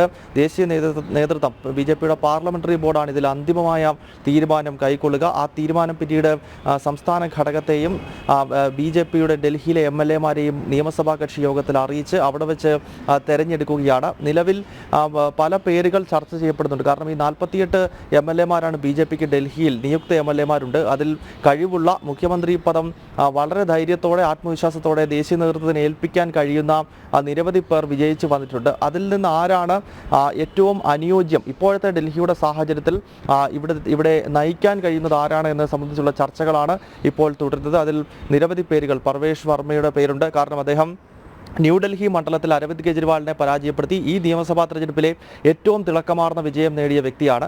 അദ്ദേഹത്തിൻ്റെ വിജയങ്ങളുടെ ചരിത്രം പരിശോധിക്കുമ്പോൾ ഇത് മാത്രമല്ല, മുൻപ് 2 തവണ വെസ്റ്റ് ഡൽഹിയെ പ്രതിനിധീകരിച്ച് ലോക്സഭയിലെത്തി. അതും ഡൽഹിയുടെ ലോക്സഭാ തെരഞ്ഞെടുപ്പിൻ്റെ ചരിത്രത്തിലെ ഏറ്റവും വലിയ ഭൂരിപക്ഷം 5 ലക്ഷത്തിലധികം വോട്ടുകളുടെ ഭൂരിപക്ഷത്തിലാണ് അദ്ദേഹം 17ാം ലോക്സഭയിലേക്ക് തെരഞ്ഞെടുക്കപ്പെട്ടത്. അതിനു മുൻപ് 2013 ഡൽഹി നിയമസഭാ തെരഞ്ഞെടുപ്പിൽ മെഹ്റോളി നിയമസഭാ മണ്ഡലത്തിൽ നിന്നും വൻ ഭൂരിപക്ഷത്തിൽ ആ ആം ആദ്മിയുടെ സ്ഥാനാർത്ഥിയെ പരാജയപ്പെടുത്തി അദ്ദേഹം മുൻപ് നിയമസഭയിലും എത്തിയിട്ടുണ്ട്. അങ്ങനെ മുൻ മുഖ്യമന്ത്രി സാഹിബ് സിംഗ് വർമ്മയുടെ മകൻ കൂടിയായ പർവേഷ് സാഹിബ് സിംഗ് വർമ്മയുടെ രാഷ്ട്രീയത്തിലെ ട്രാക്ക് റെക്കോർഡ്, പ്രത്യേകിച്ച് അദ്ദേഹത്തിൻ്റെ തെരഞ്ഞെടുപ്പിലെ ട്രാക്ക് റെക്കോർഡെല്ലാം വളരെ വലുതാണ്. ചരിത്രപരമായ വിജയം പലതവണ നേടിയിട്ടുള്ളതാണ്. അതിൻ്റെ ഏറ്റവും അവസാന ഉദാഹരണമാണ് നമ്മൾ കഴിഞ്ഞ ദിവസം കണ്ട ന്യൂഡൽഹി എന്ന വളരെ നിർണായക മണ്ഡലത്തിൽ അരവിന്ദ് കെജ്രിവാളിനെ അട്ടിമറിച്ചുകൊണ്ട് നേടിയിട്ടുള്ള ഏതാണ്ട് 5000 വോട്ടുകൾക്ക് 4500ഓളം വോട്ടുകളുടെ ഭൂരിപക്ഷത്തിൽ വിജയിച്ചത്. അദ്ദേഹത്തിൻ്റെ പേരും മുഖ്യമന്ത്രി സ്ഥാനത്തേക്ക് പരിഗണിക്കുന്നുണ്ട്. ഒപ്പം വിജേന്ദർ ഗുപ്തയുടെ പേരുണ്ട്. അദ്ദേഹം BJPക്ക് അടിതെറ്റിയ തെരഞ്ഞെടുപ്പുകളിൽ 2015-ലും 2020-ലെയും ഒക്കെ നിയമസഭാ തെരഞ്ഞെടുപ്പിൽ BJPക്ക് ഒരു തരത്തിലും നിയമസഭാ തെരഞ്ഞെടുപ്പുകളിൽ ചലനമുണ്ടാക്കാൻ ഡൽഹിയിൽ കഴിഞ്ഞിരുന്നില്ല. പക്ഷേ അന്ന് പോലും രോഹിണി മണ്ഡലത്തിൽ നിന്നും വിജയിച്ച വിജേന്ദർ ഗുപ്ത, അദ്ദേഹമാണ് 2 ടേം ഡൽഹി നിയമസഭയിൽ പ്രതിപക്ഷ നേതാവായി പ്രവർത്തിച്ചത്. അദ്ദേഹത്തിൻ്റെ പേര് പരിഗണിക്കുന്നു. അതോടൊപ്പം മുൻ സംസ്ഥാന അധ്യക്ഷൻ, ഡൽഹി സംസ്ഥാനത്തിൻ്റെ അധ്യക്ഷൻ കൂടിയായിട്ടുള്ള സതീഷ് ഉപാധ്യയുടെ പേരുണ്ട്. ഒപ്പം വനിതാ മുഖ്യമന്ത്രി എന്നത് സംബന്ധിച്ചുള്ള ചർച്ചകൾ, കാരണം അവസാനത്തെ ഡൽഹിയിലെ BJPയുടെ മുഖ്യമന്ത്രി സുഷമ സ്വരാജ് ആയിരുന്നു. 27 വർഷങ്ങൾക്ക് മുമ്പ് 1998-ൽ 58 ദിവസം സുഷമ സ്വരാജ് ഡൽഹിയുടെ മുഖ്യമന്ത്രിയായിരുന്നു. അതിനാൽ ഒരു വനിതാ മുഖ്യമന്ത്രി ഇപ്പോൾ ദേശീയ തലത്തിൽ BJPക്കില്ല. 21 സംസ്ഥാനങ്ങളിൽ NDA ഭരിക്കുന്നുണ്ട്. മുൻപ് നമുക്കറിയാം സുഷമ സ്വരാജും ഉമാഭാരതിയും അതോടൊപ്പം തന്നെ ഗുജറാത്തിൽ ആനന്ദീബൻ പട്ടേലും രാജസ്ഥാനിൽ വസുന്ധര രാജ സിന്ധ്യയും ഒക്കെ അടങ്ങുന്ന നിരവധി വനിതാ മുഖ്യമന്ത്രിമാരെ BJPക്ക് ഉണ്ടായിരുന്നു. പക്ഷേ ഇപ്പോഴില്ല. അതിനാൽ ഒരുപക്ഷെ ഡൽഹിയിൽ ഒരു വനിതാ മുഖ്യമന്ത്രി വേണം. പ്രത്യേകിച്ച് ലോക്സഭയിൽ വനിതാ സംവരണ ബില്ലൊക്കെ പാസ്സാക്കി വനിതാ ശാക്തീകരണത്തിനായി വലിയ നീക്കങ്ങൾ കേന്ദ്ര സർക്കാർ നടത്തുന്ന ഒരു കാലഘട്ടം കൂടിയാണ്. അതിനാൽ ഇവിടെ ഒരു വനിതാ മുഖ്യമന്ത്രി ആകട്ടെ, സുഷമ സ്വരാജിന് ശേഷവും ഒരു വനിത വരട്ടെ എന്ന തീരുമാനമാണെങ്കിൽ രേഖ ഗുപ്തയെ പോലുള്ള, ശിഖാർ റോയിയെ പോലുള്ള നേതാക്കൾ വിജയിച്ചു വന്നിട്ടുണ്ട്. അവരുടെ പേരുകൾ അങ്ങനെയെങ്കിൽ അവിടേക്ക് പരിഗണിക്കപ്പെടും. എന്തായാലും വളരെ സജീവമായ ചർച്ച ഇപ്പോൾ മുഖ്യമന്ത്രി സംബന്ധിച്ച് BJP ദേശീയ നേതൃത്വത്തിനിടയിൽ നടക്കുന്നുണ്ട്. വീണ. ഗൗതം, മറ്റൊരു വിഷയം കൂടിയുണ്ട്. ഈ അരവിന്ദ് കെജ്രിവാൾ എന്ന പഞ്ചാബ് മുഖ്യമന്ത്രി ഭഗവന്ത് മാനുമായി കൂടിക്കാഴ്ച നടത്തുമെന്ന റിപ്പോർട്ട്. 30 MLA-മാർ പാർട്ടി വിടാൻ നിൽക്കുന്ന സാഹചര്യത്തിലാണ് കൂടിക്കാഴ്ചയെന്ന് അറിയുന്നു. ഡൽഹിയിൽ കനത്ത തോൽവിക്ക് പിന്നാലെയാണ് പഞ്ചാബിൽ AAPയിലെ പ്രതിസന്ധി ശക്തമായത്. ഗൗതം, ഈ MLA-മാർ ഇങ്ങനെ കൂട്ടത്തോടെ, നേരത്തെ ഡൽഹി ഇലക്ഷൻ്റെ സമയത്ത് തന്നെ അങ്ങനെ MLA-മാർ പാർട്ടി വിടുന്നത് തുടങ്ങിയിരുന്നു. ഇപ്പോൾ 30 MLA-മാർ കൂട്ടത്തോടെ പാർട്ടി വിട്ടു പോകാൻ പഞ്ചാബിൽ ശ്രമിക്കുമ്പോൾ അത് AAPയുടെ നിലനിൽപ്പ് തന്നെ ഈ ഡൽഹി ഇലക്ഷന് ശേഷം ചർച്ചയായപ്പെട്ടതാണ്. അപ്പോൾ ഇന്നിപ്പോൾ ഈ ഇത്തരത്തിലുള്ള ചില പ്രധാനപ്പെട്ട കൂടിക്കാഴ്ചകളൊക്കെ നടക്കുമ്പോൾ അത് വളരെ പ്രാധാന്യമാണ് AAPയെ സംബന്ധിച്ചിടത്തോളം. ഗൗതം.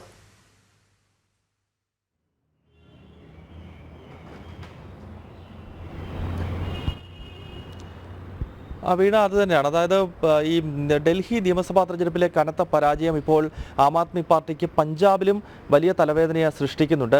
ആം ആദ്മി പാർട്ടി ഡൽഹി കഴിഞ്ഞാൽ പിന്നീട് അവർക്ക് അധികാരമുണ്ടായിരുന്ന ഏക സംസ്ഥാനം പഞ്ചാബ് മാത്രമാണ്. ഇപ്പോൾ ഡൽഹിയിൽ പരാജയപ്പെട്ടുവെന്ന് മാത്രമല്ല, കടപഴകി വീഴുന്ന ഒരു പരാജയം. അതായത് അരവിന്ദ് കെജ്രിവാളും മനീഷ് സിസോദിയയും സോമനാഥ് ഭാരതിയും ഒക്കെ അടങ്ങുന്ന ആം ആദ്മി പാർട്ടിയുടെ സ്ഥാപക നേതാക്കൾ, അല്ലെങ്കിൽ ഇപ്പോഴത്തെ അവരുടെ ദേശീയ തലത്തിലെ പ്രധാനപ്പെട്ട മുഖങ്ങളെല്ലാം സ്വന്തം മണ്ഡലത്തിൽ പോലും പരാജയപ്പെടുന്ന ഒരു തെരഞ്ഞെടുപ്പാണ് കടന്നുപോയത്. അതിനാൽ ആം ആദ്മി രാഷ്ട്രീയത്തിന് ഇനിയും വലിയ പ്രസക്തിയില്ല എന്ന ചിന്ത സ്വാഭാവികമായും ആ പാർട്ടിക്കകത്ത് തന്നെ രൂപപ്പെടുകയാണ്.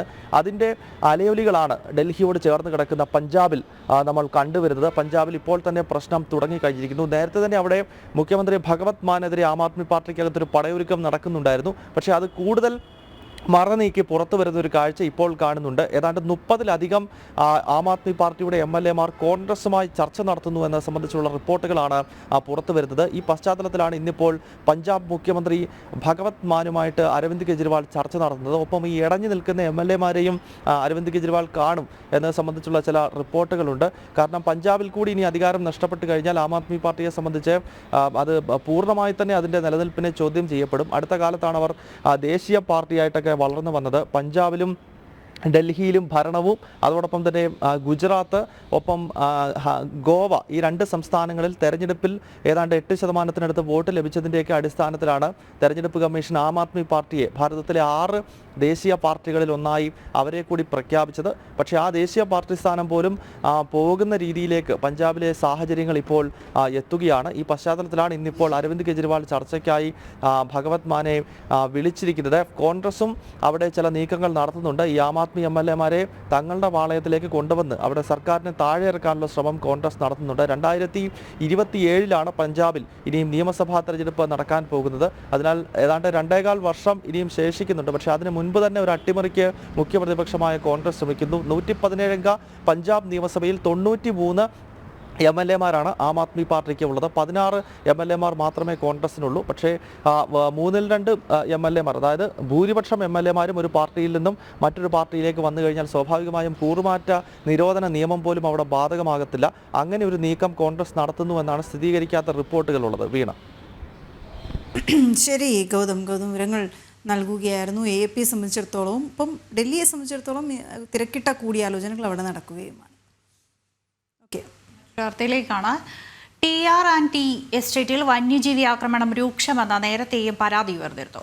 കൊല്ലപ്പെട്ട സോഫിയയും കുടുംബവും ബ്ലോക്ക് റിസോർട്ട് സെന്റർ ഓഫീസർമാരോട് നേരത്തെ ആശങ്ക പങ്കുവയ്ക്കുന്ന ദൃശ്യങ്ങൾ ജനം ടിവിക്ക് ലഭിച്ചു. സ്ഥിരമായി 20 ആനകൾ അടങ്ങുന്ന കൂട്ടമാണ് മേഖലയിലെത്തിയിരുന്നത്. അതേസമയം കൊല്ലപ്പെട്ട സോഫിയയുടെ മൃതദേഹം ഇന്ന് സംസ്കരിക്കും. അങ്ങോട്ട് വരാൻ വേണ്ടി പക്ഷേ പിന്നെ മുണ്ടക്കയത്തിന് 22 കിലോമീറ്റർ വന്നു. നമ്മുടെ ഇതിലെ കൂടെ നമ്മൾ വന്നില്ലേ, ആ വഴി കൂടെ അടിവശം ആടിനെ ഞാൻ പറഞ്ഞില്ലേ, ആടിനെ പിടിച്ച് നമ്മുടെ ആടിനെ പിന്നെ ഒരു പശുവിനെ പിടിച്ച് പിന്നെ കുറെ ഇവിടെ വീടിന്റെ ഇതൊക്കെ ആയപ്പോഴത്തേക്ക് പിന്നെ മോടെ കാര്യങ്ങളൊക്കെ ആകുമ്പോഴത്തേക്ക് കുറെ ആടിനെ ഇതിനൊക്കെ കൊടുത്തിട്ടാണ് അഞ്ച് പട്ടികളെ പട്ടി ഇവിടെ നമ്മുടെ മുറ്റത്ത് പുലി വരുമ്പോ ഇവിടെ കഴുത്തിന് പിടിച്ചോണ്ട് പോകുമല്ലേ, കണ്ടിട്ടുണ്ടോ? പിന്നെ ഞാൻ ഓടി വീണ് എന്റെ മുട്ടൊക്കെ ഇതായി ഞങ്ങൾ മെഡിക്കൽ റെസ്റ്റ് ചികിത്സയൊക്കെ ആയിരുന്നു. ജീപ്പിനകത്തൊന്ന് ഇറങ്ങി വന്നതാണ്. പട്ടിയെ ഇങ്ങനെ പിടിച്ചപ്പോഴത്തേക്ക് ഞാൻ പറഞ്ഞു നീ ഇറങ്ങുന്ന ഞാൻ പോകാൻ പറഞ്ഞു. ഞാൻ ഇറങ്ങുന്ന മുമ്പ് ഇവരെ ഇറങ്ങി വന്നിട്ട് ഇവിടെ ഒന്നും താഴത്ത് വീണ് പുലി ഇറങ്ങിയോ, പുലി ഓടി. പുലി അപ്പനെ ഇവിടെ പട്ടിയെ പിടിച്ചിട്ട് താഴത്തെ ആടി പട്ടിയെ കൊണ്ടുപോയ. അത് 50-60 കിലോ വരെ അത് എടുക്കും. ഇത്രയും ഉണ്ട് നേരം. ശരിക്കും പറയുകയാണെ 27 കിലോമീറ്റർ ഉണ്ട് ഇവിടുന്ന്. 27 കിലോമീറ്റർ കറക്റ്റ് ഉണ്ട്. വണ്ടി നമ്മൾ ഇത്ര ഞങ്ങളുടെ തന്നെയല്ല പിടിച്ച പുറത്തുകാരൻ ഒരു വീടുണ്ട്, 2 പെൺപിള്ളേരും അച്ഛനും അമ്മയും താമസിക്കുന്നത്. അവരുടെ ഒരു 10-15 പശുവിനെ ആദ്യം ഒന്നിനെ കൊണ്ടുപോകുന്നു, പിന്നെ പിടിച്ചോണ്ട് പോയി പശുവിനെ. പിന്നെ നമ്മുടെ ഇത്ര ആനയും ഈ ആന ഇങ്ങനെ കുടിക്കുക.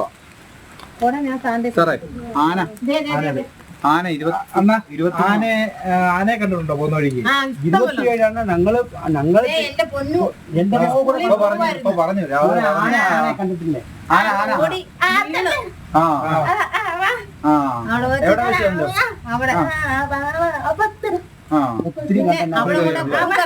പുള്ളി പോകുമ്പോ കാണിക്കും നിങ്ങൾ അങ്ങോട്ട് പോകും. ആന നേരെ വരുമോ, കൊച്ചു വീണു ആന പേടിച്ചു കൊച്ചിനെ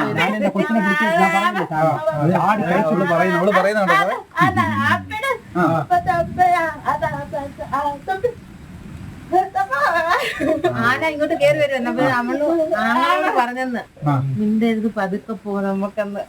രണ്ടുപേരും സ്കൂളിൽ നിന്ന് വരുമായിരുന്നു. അയ്യോ എല്ലാം അപ്പുറത്തെ പിള്ളേരും കണ്ടിട്ടോ, ആ ചേട്ടനെല്ലാം കണ്ടിട്ടോ. നമുക്ക് ഇടയ്ക്ക് വാർത്ത കാണുന്ന 10-20 എണ്ണത്തിന്റെ കൂട്ടം ഇതാല്ലേ, വലിയ ആനക്കൂട്ടം.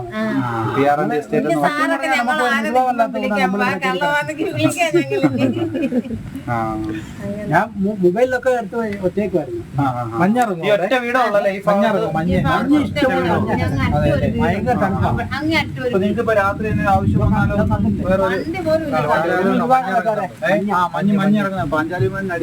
നമുക്ക് ഒരു നിർവാഹമല്ല, വണ്ടി പടത്തിനെ സഹായിച്ച് ഒരു ആപത്ത് വരാതെ. രാത്രിയിലൊക്കെ എന്തെങ്കിലും അപകടം വന്നാലുണ്ടല്ലോ ഒന്നിനും ഒരു നിർവാഹമില്ല. വണ്ടിക്കാരെ വിളിച്ചാൽ പോലും പേടിച്ച് ആനയെ പേടിച്ചൊക്കെ ഇപ്പോഴൊക്കെ വരും. സന്ധ്യ ആവുന്നതിന് മുമ്പ് വരും. അവര് പറഞ്ഞിട്ടുണ്ട് സന്ധ്യ ആവുന്ന മുമ്പ് എവിടെയോ ഓട്ടത്തിന് വിളിച്ചോണോ, അല്ല അത് കഴിഞ്ഞിട്ട് ഞങ്ങൾ പേടിച്ചില്ലെന്ന് പറഞ്ഞു. അവർക്ക് ജീവനെ പേടിയില്ല. പൂക്കൊക്കെ കണ്ടിട്ട് സാറ് ഈ ആനയുടെ ശല്യം ബസ്സും കൂടെ നിന്നുപോയി ഫുള്ള്. ഇങ്ങനെ ആമിനെ ഉണ്ട്, ഇങ്ങനെ ഒരു കൊച്ചുണ്ട് ഈ പ്രദേശത്ത് ഉണ്ടെന്നൊക്കെ അറിയുന്നതന്നെ ബിആർസിക്കാർക്ക് അറിയാം. ഇങ്ങനെ മറ്റുള്ളവർക്കൊന്നും അറിയത്തൊന്നുമില്ല നമ്മളിങ്ങനെ ഇവിടെ താമസിക്കുവാന്നുള്ള ഒന്നും അറിയത്തില്ല. അപ്പൊ ഞാൻ എന്റെ വീട് തന്നെയല്ല, ഇങ്ങനെയുള്ള പിള്ളേരെ എല്ലാ കുട്ടികളുടെ വീട്ടിൽ പോയി അവരുടെയൊക്കെ ക്ഷേമം നോക്കണം. എന്നാലല്ലേ അവര് കുറെ ദിവസങ്ങളായിട്ട് ഇപ്പോൾ ബ്ലോക്ക് റിസോഴ്സ് സെന്റർ ഓഫീസർമാരോട് അവിടുത്തെ സാഹചര്യം വിശദീകരിക്കുന്ന സോഫിയയും, ഇപ്പോൾ കാട്ടാന ആക്രമണത്തിൽ കൊല്ലപ്പെട്ട സോഫിയയും കുടുംബവും ഓഫീസർമാരോട് കാര്യങ്ങൾ വിശദീകരിക്കുന്ന ദൃശ്യങ്ങളാണ് കണ്ടത്. നേരത്തെയും ഇതുപോലെ സമാനമായ ഒരു സംഭവം ഉണ്ടായിട്ടുണ്ട്. അന്ന് തലനാരി ഇഴയ്ക്കാണ് രക്ഷപ്പെട്ടതെന്ന് സോഫിയ തന്നെ ആ ദൃശ്യങ്ങളിൽ വ്യക്തമാക്കുന്നുണ്ട്. ഇപ്പോൾ സുബിൻ തോമസ് ചേരുന്നുണ്ട്. സുബിൻ, ഇതുപോലെ നിരവധി തവണ ഉദ്യോഗസ്ഥരോട് ഈ പ്രദേശത്തെ വന്യമൃഗ ആക്രമണത്തെ പറ്റി പരാതി പറഞ്ഞിട്ടുണ്ട്. യാതൊരുവിധ നടപടികളും ഉദ്യോഗസ്ഥരുടെ ഭാഗത്ത് നിന്ന് ഇതുവരെയും ഉണ്ടായിട്ടില്ല, ഇപ്പോഴും ഉണ്ടായിട്ടില്ല. ഇപ്പോൾ വീണ്ടും അതേ പ്രദേശത്ത് തന്നെ വീണ്ടും ഇപ്പോൾ അല്പസമയം മുമ്പ് വീണ്ടും കാട്ടാൻ ഇറങ്ങിയിട്ടുണ്ട്. എന്തൊക്കെയാണ് വിശദാംശങ്ങൾ?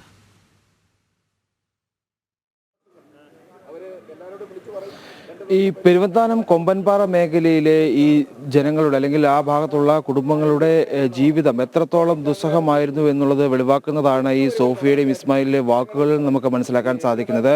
ഇസ്മായിലിന്റെയും അതുപോലെ തന്നെ സോഫിയയുടെയും മകളായ ആ ഭിന്നശേഷിക്കാരായ കുട്ടി പോലും അതിന്റെ ഭീകരത എത്രത്തോളം, അതിന്റെ തീവ്രത എത്രത്തോളം നടക്കുമുള്ള കാര്യങ്ങളെല്ലാം തന്നെ ആ ഒരു വീഡിയോയിൽ, അതായത് ബ്ലോക്ക് റിസർവ് സെന്റർ ഓഫീസർമാരോട് സംസാരിക്കുമ്പോൾ വ്യക്തമാക്കുന്നു. പ്രധാനമായും ഈ വന്യമൃഗശല്യത്തെ പറ്റിയാണ് ആ വീഡിയോയിൽ അവർ കൂടുതലായും സംസാരിക്കുന്നത്. കാട്ടാനകൾ, പുലി, കടുവ ഉൾപ്പെടെയുള്ള വന്യമൃഗങ്ങൾ സ്ഥിരമായി എത്തുന്നു, പട്ടിയെ പിടിക്കുന്നു, ആടിനെ പിടിക്കുന്നു, ഇങ്ങനെ ജീവിതമാർഗങ്ങളെല്ലാം തന്നെ നശിപ്പിക്കുന്നു. പലപ്പോഴും തലനാരിഴയ്ക്ക് ഈ ഒരു വന്യമൃഗ ശല്യത്തിൽ നിന്നൊക്കെ രക്ഷപ്പെടുന്ന, അതായത് സോഫി ഇതിനു മുമ്പ് കാട്ടാനയുടെ മുമ്പിൽ നിന്ന് രക്ഷപ്പെട്ട് കാലിന് പരിക്ക് പറ്റി ചികിത്സയുടെ കാര്യമെല്ലാം തന്നെ ആ ഒരു വീഡിയോയിൽ വിവരിക്കുന്നുണ്ട്. അത്യന്തം നിലവിൽ ഇപ്പോൾ കാണുമ്പോൾ വലിയ ദുഃഖമുണ്ടാക്കുന്ന ദൃശ്യങ്ങൾ അല്ലെങ്കിൽ ദുഃഖമുണ്ടാക്കുന്ന വാക്കുകളാണ് നമുക്ക് അതിൽ നിന്ന് വായിച്ചെടുക്കാൻ. അത്രത്തോളം ദുഃഖം അവിടെ അനുഭവിച്ചിട്ടുണ്ട് എന്നുള്ളതാണ്.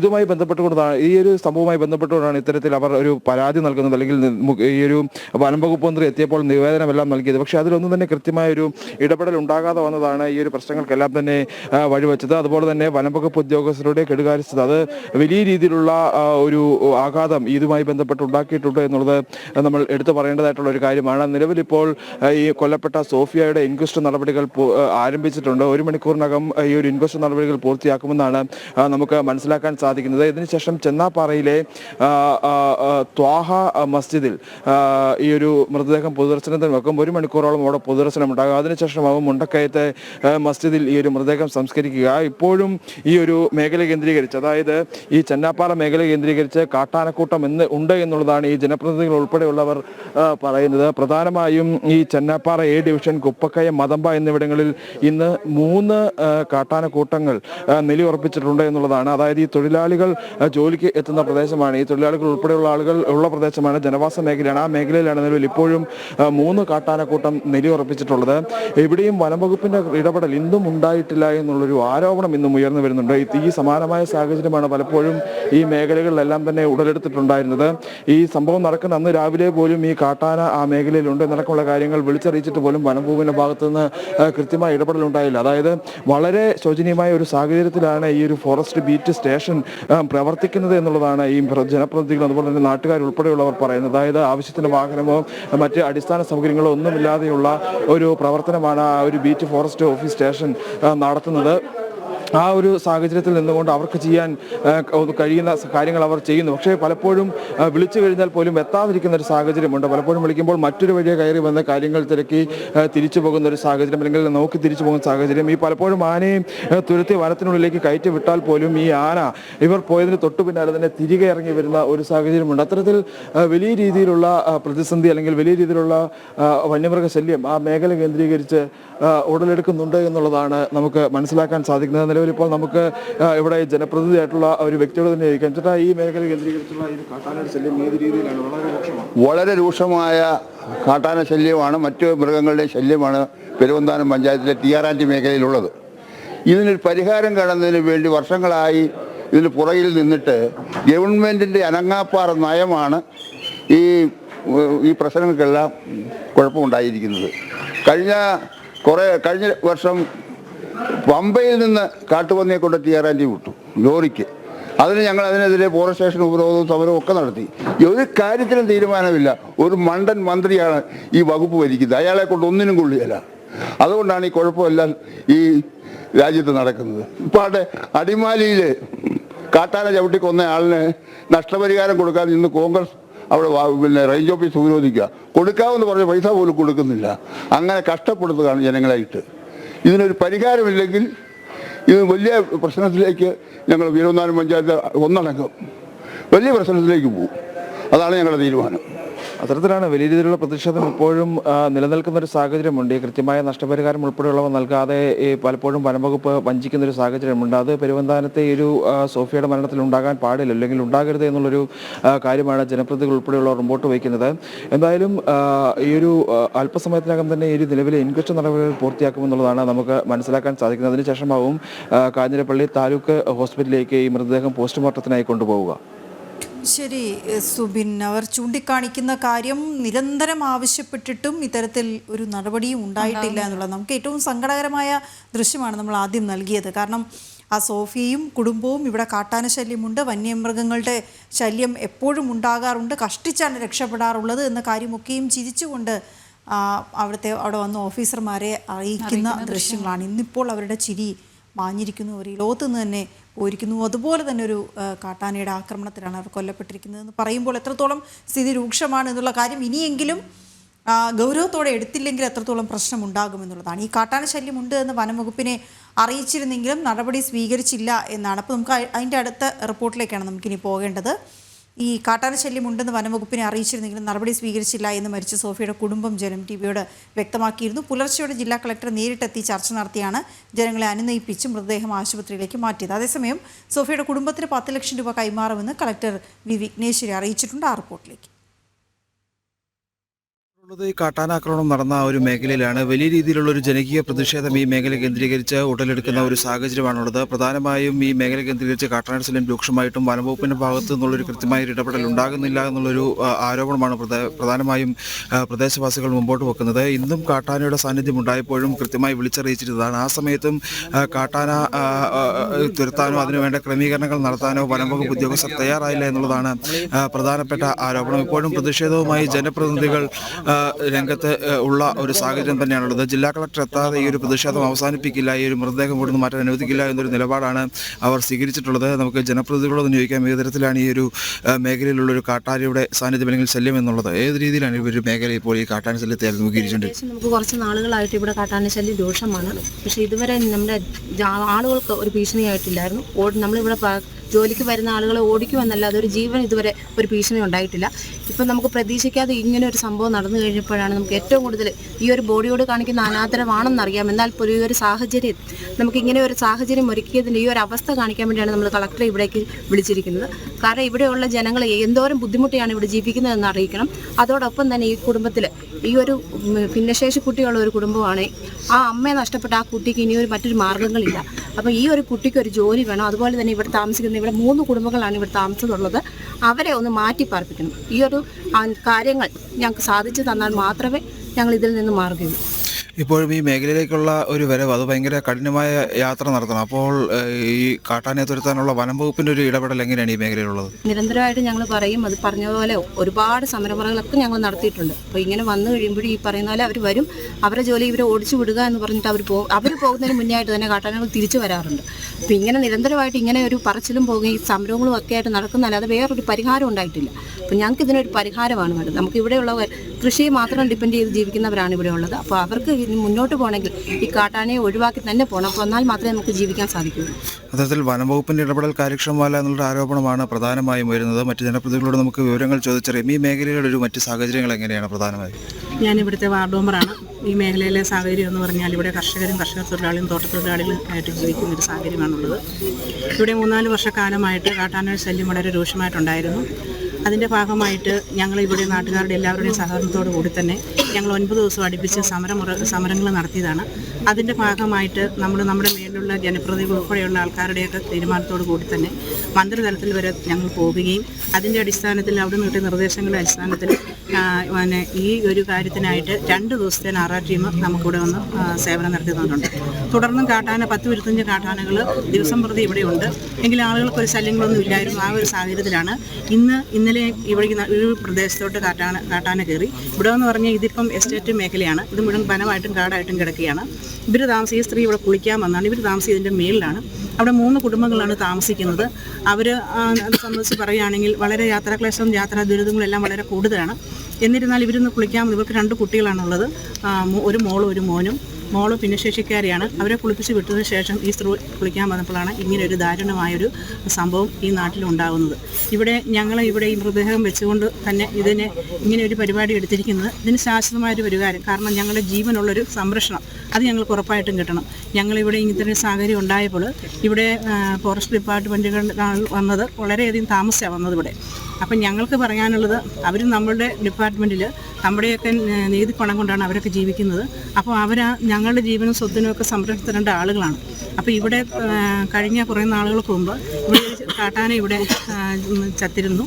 അന്ന് അരമണിക്കൂർ കൊണ്ട് അവർക്ക് ഇവിടെ എത്താനുള്ള ഒരു ആവേശം ആ ഉദ്യോഗസ്ഥർക്കുണ്ടായിരുന്നു.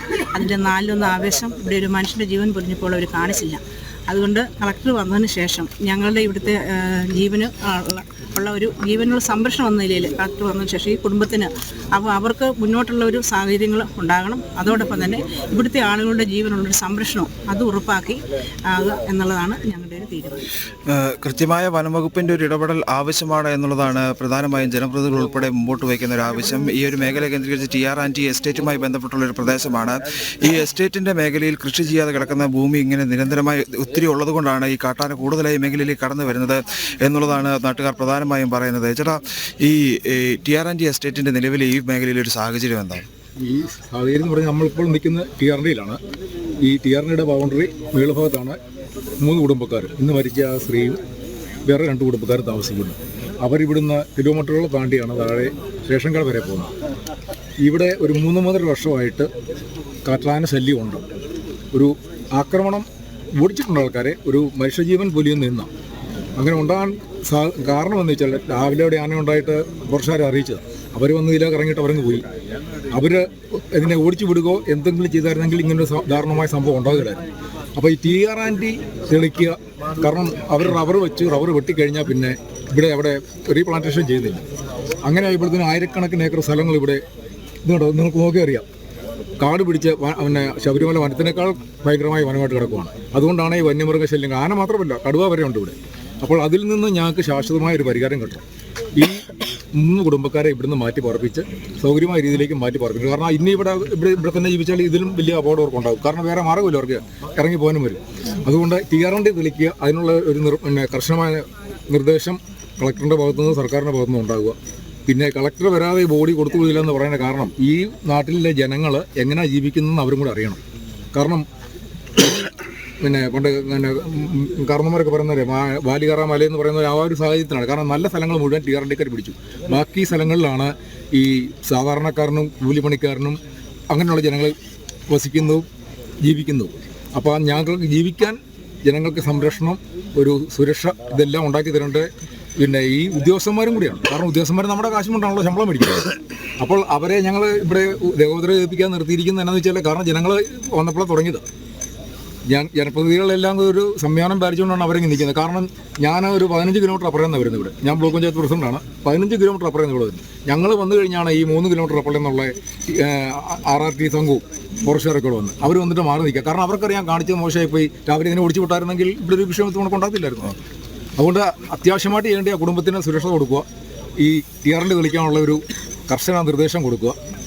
പിന്നെ ജനങ്ങളുടെ സ്വത്ത് വേണ്ട, ജീവന്, സ്വത്ത് ഞങ്ങൾ എങ്ങനെയും ജീവിച്ചോളാം, ജീവന് സംരക്ഷണം കൊടുക്കുക. ഇത്തരം കാര്യങ്ങൾ അടിയന്തരമായിട്ട് ചെയ്യണം. കൃത്യമായി ജീവനും സ്വത്തിനും സംരക്ഷണം വേണമെന്നുള്ളൊരു ആവശ്യമാണ് അവർ മുമ്പോട്ട് വയ്ക്കുന്നത്. ഈ സമയത്തും വനംവകുപ്പിൻ്റെ ഇടപെടൽ കാര്യക്ഷമമല്ല. അതായത് ഇത് വിളിച്ചറിയിക്കുമ്പോൾ പോലും വനംവകുപ്പ് ഉദ്യോഗസ്ഥർ ഈ സ്ഥലത്തേക്ക് എത്തിയില്ല എന്നുള്ളൊരു ആരോപണമാണ് അവർ പ്രധാനമായും മുമ്പോട്ട് വയ്ക്കുന്നത്. ഈ സമയത്ത് ആദ്യം തന്നെ എത്തിയ പ്രദേശവാസിയായിട്ടുള്ള ഒരാളാണ് നമ്മോടൊപ്പം ഇപ്പം ചേരുന്നത്. ചേട്ടാ, ഇവിടെ എത്തുമ്പോഴുള്ളൊരു സാഹചര്യം എന്തായിരുന്നു? ഇവിടെ എത്തുമ്പോൾ ഞങ്ങൾ താഴെ നിന്ന് വണ്ടിയാണ്, ഞങ്ങൾ ജീപ്പുണ്ട്. ജീപ്പുമായിട്ട് താഴെ നിന്ന് വരുമ്പോഴത്തേക്കിന് തൊട്ടടുത്ത് കിടക്കുന്ന ആൾക്കാർ കുറേയധികം ആൾക്കാർ റോഡിൽ കൂടി നടന്നു കയറി വരുമോ. നടന്നു കയറി വരുമ്പോൾ റോഡില്ല. കാരണം ഈ മുകളിലെ ആ പ്രദേശത്ത് സ്ഥലമൊക്കെ ഉള്ളവരുണ്ട്. അവർക്ക് നടന്ന് ആ പറമ്പിൽ ചെല്ലാൻ പോലും ഉള്ളൊരു സാഹചര്യത്തിൽ കൂടെയുള്ള റോഡോ വഴികളോ ഇതിലൂടെ ഇല്ല. എന്നതിന് വന്നപ്പോൾ തന്നെ കണ്ടു കാണുമായിരുന്നു. അപ്പം ഞങ്ങൾ വരുമ്പോഴേ ഇവിടെ ഒരു 10-20-25 പേരോളം ഉണ്ടായിരുന്നു ഞങ്ങൾ വന്നത്. അതിനുശേഷം കൂട്ടമായിട്ട് മതമ്പായിൽ നിന്നും അതുപോലെ തന്നെ ചെന്നപ്പുറത്താഴയിൽ നിന്നും എല്ലാം കുറേയധികം ആൾക്കാർ ഇവിടെ കയറി വരികയും ഒക്കെ ചെയ്തു. പക്ഷേ ഉദ്യോഗസ്ഥന്മാരെത്തിയത് 8:30 പ്രദേശവാസികളെല്ലാം അന്നേരം തന്നെ ഇപ്പോൾ പെരുവന്താനത്ത് കിടക്കുന്ന പഞ്ചായത്ത് പ്രസിഡൻ്റാണേലും അതുപോലെ ഈ നിൽക്കുന്ന പഞ്ചായത്ത് മെമ്പർമാരുണ്ട് എല്ലാ വാർഡുകളിലും. 14 വാർഡിനകത്ത് കുറച്ചധികം മെമ്പർമാർ എത്തിയിട്ടുണ്ട്. പക്ഷേ അവരൊക്കെ കൃത്യമായിട്ട് ഒരു 1 മണിക്കൂർ 1.5 മണിക്കൂറിനുള്ളിൽ ഇവിടെ എത്തിയിട്ടുണ്ടായി. പക്ഷേ ബന്ധപ്പെട്ട ഉദ്യോഗസ്ഥന്മാർ ഇവിടെ കൃത്യമായിട്ടും എത്തിയില്ല. ഇനി അത് പ്രധാനപ്പെട്ട കാര്യം എന്ന് പറയുമ്പോഴത്തേക്കിന് ഇപ്പം നിങ്ങൾ വന്നപ്പോൾ തന്നെ കണ്ടു കാണുമായിരിക്കും, ഏകദേശം ഒരു 30-35 വർഷമായിട്ട് ഈ എസ്റ്റേറ്റിനകത്ത് റോഡില്ലാതിരുന്ന പ്രദേശം. പണ്ട് ഒരു 35-40 വർഷം മുമ്പ് ടാർ ചെയ്തതാണ്, ചെറിയ ഗ്രാമം ഒരു 3 മീറ്റർ വീതി ടാർ ചെയ്തതാണ്. അതിനുശേഷം ഒരു 30-35 വർഷമായിട്ട് ഈ റോഡ് ടാർ ചെയ്യാനുള്ള ഒരു സംവിധാനം ഇല്ലായിരുന്നു. അതിന് പ്രധാനപ്പെട്ട കാരണം എന്ന് പറയുമ്പോൾ TR&D ഉടമയുടെ കയ്യിലാണ് ഈ റോഡ്. 22 മതമ്പാം മുണ്ടക്ക എന്ന് പറയുമ്പോൾ 22 കിലോമീറ്റർ ദൂരമാണ്. ഈ 22 കിലോമീറ്റർ ദൂരത്തിനകത്ത് 18 കിലോമീറ്ററും ഈ സ്വകാര്യ വ്യക്തിയുടെ ഈ തോട്ട ഉടമയുടെ ഇരിക്കുന്ന റോഡാണ്. അപ്പം അത് ഈ കഴിഞ്ഞ വർഷം നമ്മുടെ CPM-ന്റെ ഇടുക്കി ജില്ലാ കമ്മിറ്റി അംഗം സാഹു KT വിനു പഞ്ചായത്ത് പ്രസിഡന്റ്, പെരുവന്താനം ഗ്രാമപഞ്ചായത്ത് പ്രസിഡന്റ് ആയതിനു ശേഷം സാമിയൊക്കെ ആയിട്ട് ബന്ധപ്പെട്ട് ഉദ്യോഗസ്ഥന്മാരുമായിട്ട് ബന്ധപ്പെട്ട് ഇതിന് വേണ്ട ഡിപ്പാർട്ട്മെൻറ്റിലെ ഉദ്യോഗസ്ഥന്മാരൊക്കെ ബന്ധപ്പെട്ടുകൊണ്ടാണ് ഈ സാമിയുടെയിൽ നിന്ന് 12 കിലോമീറ്റർ, അതായത് മെഡിക്കൽ ട്രസ്റ്റ് മുതൽ ഈ കുപ്പക്കയം കൈചൂണ്ട് വരെയുള്ള 12 കിലോമീറ്റർ സാമിയുടെ കയ്യിൽ നിന്ന് എഴുതി മേടിച്ച് അത് നല്ല നിലവാരത്തിലുള്ള റോഡാക്കി മാറ്റി. അതിനുശേഷം അവിടുന്ന് അങ്ങോട്ട് മതമ്പ വരെ എന്ന് പറയുമ്പോഴത്തേക്ക് 12 കിലോമീറ്റർ ഉണ്ട്. അത് വളരെ ദുരിതം. നിങ്ങളിപ്പോൾ വന്ന് കണ്ടായിരിക്കും ആ റോഡ്. അതൊരു 30-35 വർഷമായിട്ട് അതിൻ്റെ മണ്ടൽ ടാറെന്ന് പറയുന്ന സംവിധാനം വേണ്ടിയില്ല. പക്ഷേ എന്തായാലും ഈ പ്രാവശ്യം അതിനൊരു 7 കോടി രൂപ ഗവൺമെൻറ് ഈ പ്രാവശ്യം അനുവദിച്ചിട്ടുണ്ട്. അത് വരും വർഷത്തിൽ ആ റോഡ് പണി നടന്ന് പൂർത്തീകരിക്കും എന്നൊരു വിശ്വാസത്തിലാണ് ജനങ്ങളെല്ലാം ഒരു ആവേശമായിട്ട്, രാഷ്ട്രീയ ഭേദമന്യേ ആവശ്യമാണ്. ഇതിൻ്റെ ഒരു പ്രധാനപ്പെട്ട കാരണം എന്ന് പറയുമ്പോഴത്തേക്കിന് ഏകദേശം 7-ാം വാർഡിൽ കുറേയധികം ആൾക്കാർ, ഒരു 50ഓളം ആൾക്കാർ ഒരു വർഷത്തിനിടയ്ക്ക് ഞങ്ങളുടെ താമസിക്കുന്ന പ്രദേശത്ത് നിന്ന് തോട്ടം വിട്ട് കാർഷിക മേഖല വിട്ട് മുണ്ടക്കയം ടൗണിലേക്ക്, വണ്ടമ്പാല, പനക്കച്ചിറ ആ പ്രദേശങ്ങളിലേക്ക് വാടകയ്ക്ക്, സ്വന്തം വീടെടുത്തല്ല വാടകയ്ക്ക് ഈ വന്യമൃഗങ്ങളെ ആനയെ പേടിച്ച് കുട്ടികളെ പഠിപ്പിക്കാൻ പറ്റത്തില്ല. നമ്മൾ നിൽക്കുന്ന ഇവിടുന്ന് ഏകദേശം 2 കിലോമീറ്റർ താഴെയാണ് മെയിൻ റോഡ്, അതായത് മുണ്ടക്കയം മതമ്പ റോഡ്. നേരത്തെ എന്ന് പറയുമ്പോഴത്തേക്കിന് 3 സ്കൂൾ ബസ്സും ഒരു 4 കോട്ടയം മുണ്ടക്കയം അങ്ങനെ പ്രൈവറ്റ് ബസ് ഓടിക്കൊണ്ടിരുന്നു. ഇപ്പം നിലവിൽ ഓടുന്ന ഒരു ഒറ്റ ബസ്സാണ് ഓടുന്നത്, ഒറ്റ ബസ്. അതിന് പോലും ആളില്ല. കാരണം ആളെല്ലാം ഇവിടെ ഈ എസ്റ്റേറ്റ് വിട്ടും കാർഷിക മേഖല വിട്ടും പോയി. കാരണം ഇതിൻ്റെ പ്രധാനപ്പെട്ട കാരണം ആനശല്യമാണ്. ഇപ്പോഴെന്ന് പറയുമ്പോഴത്തേക്കും സ്കൂൾ ബസ്സാണ് ഓടുന്നത്. ആ സ്കൂൾ ബസ് എൻ്റെ കുട്ടികളടക്കം ആ സ്കൂൾ ബസ് യാത്ര ചെയ്യുന്നതാണ്. നിങ്ങൾക്ക് വരുമ്പോൾ കാണുമായിരിക്കും, ആ റോഡിൽ കൂടെ വരുമ്പോഴത്തേക്കിന് ഒരു ചെറിയൊരു ബസ് വന്നു കഴിഞ്ഞ് കഴിഞ്ഞാൽ വേറൊരു വാഹനം എതിരെ വന്നു കഴിഞ്ഞാൽ മാറിപ്പോകാനിടയില്ല. ഒരു യാത്രക്കാർക്ക് നടക്കാനിടയില്ല. കാരണം ഈ തോട്ടയുടമ ആ റോഡ് ഒന്ന് സൈഡ് വെട്ടിക്കുകയോ അല്ലെങ്കിൽ റോഡിന് മുകളിലേക്കുള്ള ആ പള്ളകളൊന്ന് വെട്ടിമാറ്റുകയോ ഒന്നും ചെയ്തില്ല. കാരണം ഞങ്ങൾ നിരന്തരമായിട്ട് ഈ തോട്ടത്തിൻ്റെ മാനേജരോടും കമ്പനി ഉടമകളോടും അതുപോലെ തന്നെ ഫീൽഡ് ഓഫീസർമാരെല്ലാം പറയുന്നത്, ആ റോഡിൽ നിന്ന് ഒരു 10 അടി അകലത്തിൽ ആ കാടൊന്ന് വെട്ടുവാണെങ്കിൽ ആന വന്നോട്ടെ, ഞങ്ങൾക്ക് കാണാമല്ലോ, വരുമ്പോൾ ഞങ്ങൾക്കൊന്ന് കാണാമല്ലോ, ഞങ്ങൾക്ക് പെട്ടെന്ന് അങ്ങോട്ടും ഇങ്ങോട്ടും മാറാൻ പറ്റുമല്ലോ. പക്ഷേ ഇതിപ്പം ആ സ്ത്രീ ഇവിടെ നിന്ന് കുളിച്ചോണ്ടിരിക്കും. ആന ഇവിടെ വന്നപ്പോഴത്തേക്കിന് പെട്ടെന്ന് കണ്ട് വെപ്രാളത്തിൽ കൂടി ആന ഓടിച്ചിട്ട് അവിടിട്ട് പിടിച്ച് ഈ കാട് വെട്ടി മാറ്റുമായിരുന്നെങ്കിൽ ഒരു കാരണവശാലും ആന സ്ത്രീയെ പിടിക്കുകയല്ല. അപ്പം ഇതിനകത്ത് പ്രധാനപ്പെട്ട കാര്യം എന്ന് പറയുമ്പോഴത്തേക്കിന് ഈ തോട്ട ഉടമയാണ് ഇവിടെ ജനങ്ങളെ ജീവിക്കാൻ പറ്റാത്ത സാഹചര്യത്തിലേക്ക് എത്തിക്കുക പ്രധാന പ്രതി എന്ന് പറയുന്നത് തോട്ട ഉടമയാണ്. അതുപോലെ തന്നെ ഫോറസ്റ്റ് ഡിപ്പാർട്ട്മെൻറ്റ് ഒരു വേലയും ചെയ്യുന്നില്ല.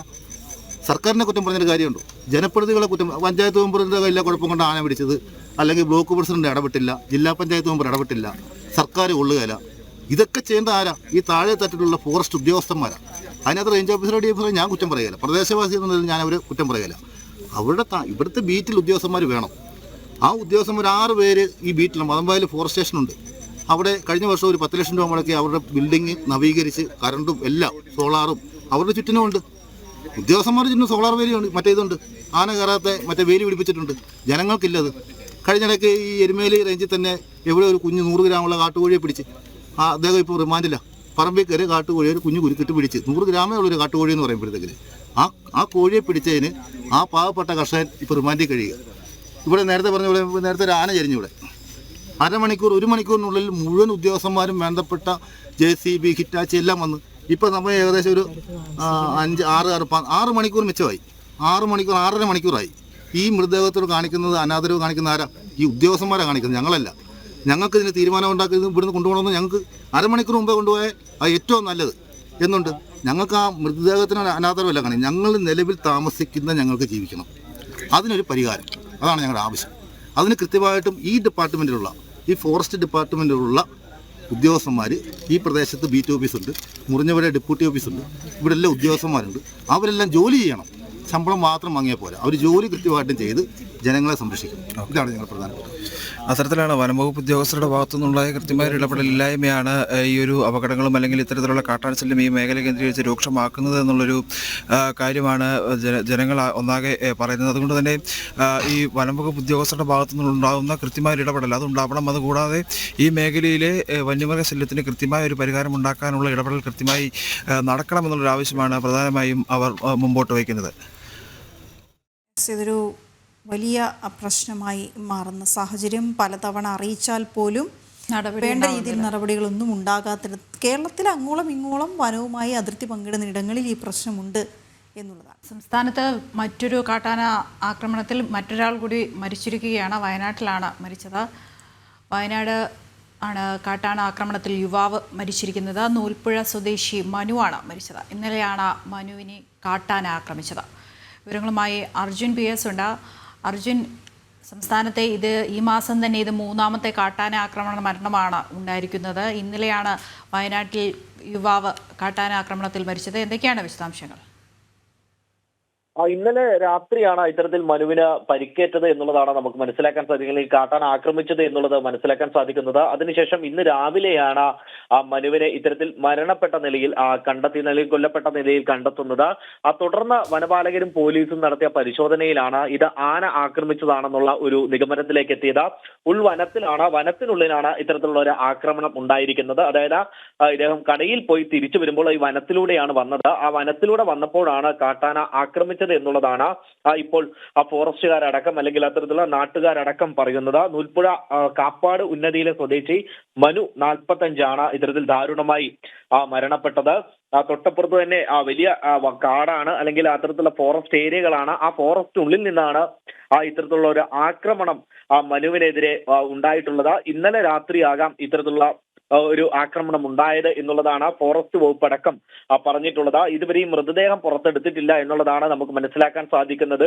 അല്പസമയത്തിനകം തന്നെ അതിന്റെ പ്രൊസീജിയേഴ്സ് നടക്കുമെന്നും നമുക്ക് മനസ്സിലാക്കാൻ സാധിക്കുന്നതും. എന്തിനാൽ തന്നെയും ഇവരുടെ നിഗമനം എന്ന് പറയുന്നത് ആന തുമ്പിക്കൈയിൽ ചൊഴുത്തി എറിഞ്ഞതാകാം എന്നുള്ള ഒരു നിഗമനമാണ് ഇത്തരത്തിൽ ഫോറസ്റ്റുകാർക്കുള്ളത്. അതായത് അത്തരത്തിലുള്ള ഒരു നിരീക്ഷണമാണ് ഇപ്പോൾ നടത്തിയിട്ടുള്ളത്.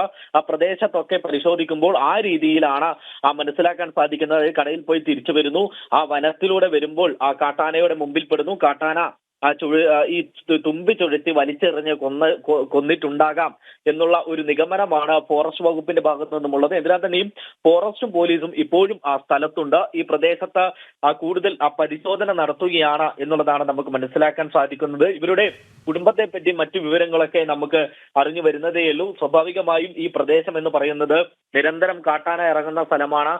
തൊട്ടപ്പുറത്ത് തന്നെ മുത്തങ്ങ പ്രദേശം അടങ്ങുന്ന മുത്തങ്ങ ഫോറസ്റ്റ് ഏരിയ അടക്കം അടങ്ങുന്ന ഒരു സ്ഥലമാണ്. ഇതിന്റെ ഒരു ഇപ്പോൾ നടന്നത് എന്ന് പറഞ്ഞാൽ ഈ വനത്തിനുള്ളിൽ ഉള്ള ഒരു സംഭവമാണ്. വനത്തിനുള്ളിൽ നിന്നാണ് കാട്ടാന മനുവിനെ ആക്രമിച്ചിട്ടുള്ളത്.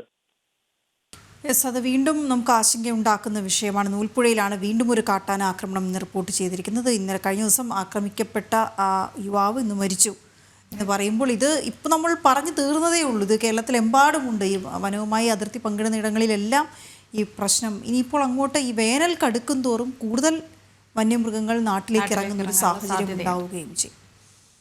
ഓക്കെ, നമ്മൾ തുടക്കത്തിൽ നോക്കിയൊരു കാര്യമുണ്ട് ദൃശ്യ, തൈപ്പൂയം ആഘോഷങ്ങൾ അല്ലേ. നമുക്ക് വീണ്ടും ഒന്ന് പോകാം. ശിവപാർവതി പുത്രനായ സുബ്രഹ്മണ്യ സ്വാമിയെ ഭക്തിയോടെ ആരാധിക്കുന്ന അനേകം വിശ്വാസികൾക്ക് ഏറ്റവും പ്രധാനപ്പെട്ട ദിവസമാണ് ഈ തൈപ്പൂയം. വ്രതമെടുത്തും കാവടിയെടുത്തും ഭക്തർ തൈപ്പൂയം കൊണ്ടാടുകയാണ്. വിവിധയിടങ്ങളിലെ സുബ്രഹ്മണ്യ ക്ഷേത്രങ്ങളിൽ വിശേഷാൽ പൂജകളും ചടങ്ങുകളുമാണ് ഇന്ന് നടക്കുന്നത്. നമുക്കിന്ന് തെക്കൻ പഴനി ക്ഷേത്രം, ആലപ്പുഴയിലുള്ള തെക്കൻ പഴനി ക്ഷേത്രത്തിലേക്ക് പോകാം. നിഷ ദിലീപ് ചേരുന്നവരുമായി. നിഷ, നമ്മൾ നേരത്തെ നോക്കുമ്പോൾ തന്നെ വലിയൊരു ഭക്തജന തിരക്ക് കാണാൻ കഴിയുന്നുണ്ടായിരുന്നു. കാവടി ഘോഷയാത്ര നടക്കുന്നുണ്ടായിരുന്നു. വിവിധ പ്രായത്തിലുള്ള ആളുകൾ കാവടി ഏന്തുന്നത് നമ്മൾ കണ്ടിരുന്നു. ഇപ്പോൾ എന്താണ് അവിടെ ചടങ്ങ് നടക്കുന്നത്?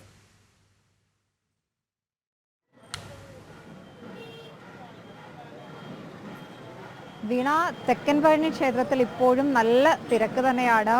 ക്ഷേത്രത്തിനുള്ളിൽ കാവടി എടുക്കുന്നവരുടെ എണ്ണം കൂടിക്കൊണ്ടിരിക്കുന്നു. ഇന്ന് ഇവിടുത്തെ ഉത്സവം തൈപ്പൂയത്തിന് 10 ദിവസം നീണ്ടു നിൽക്കുന്ന ഉത്സവമാണ്.